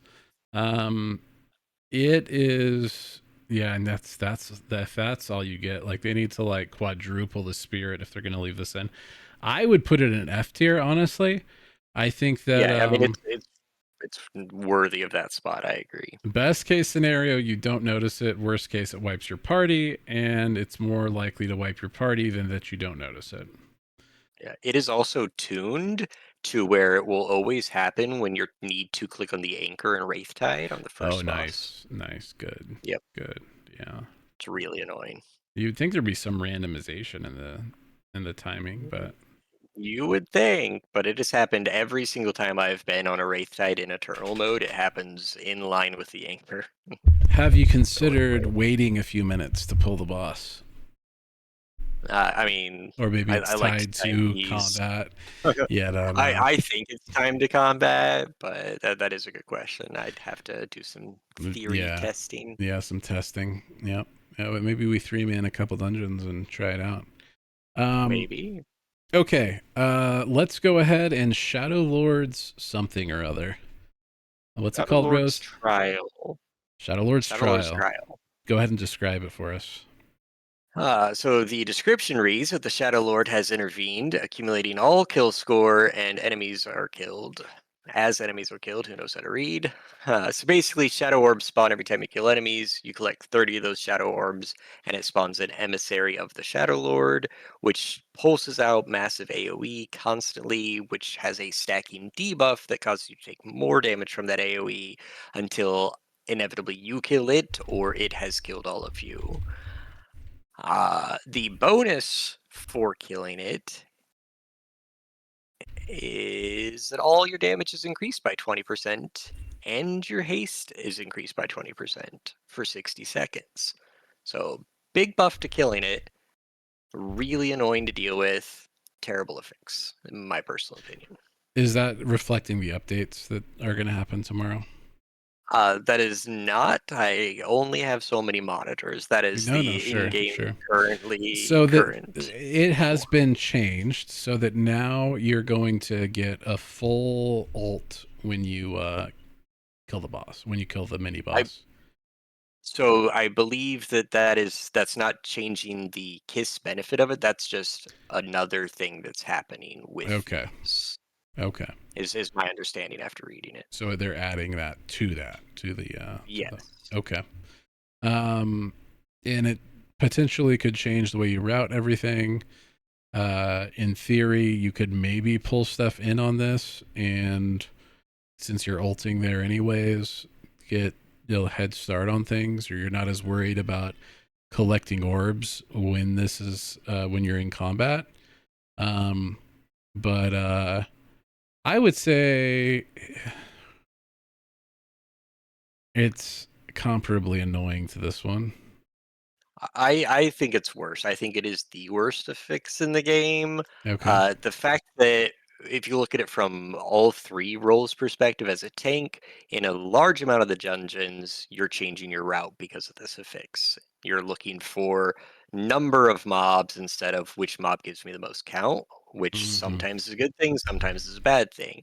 As a healer, it is terribly difficult to heal through and Yeah. way worse to heal through if it gets pulled in the middle of combat Sure. or as your tank is running to the next pull because he forgot that that affix was happening. Yeah.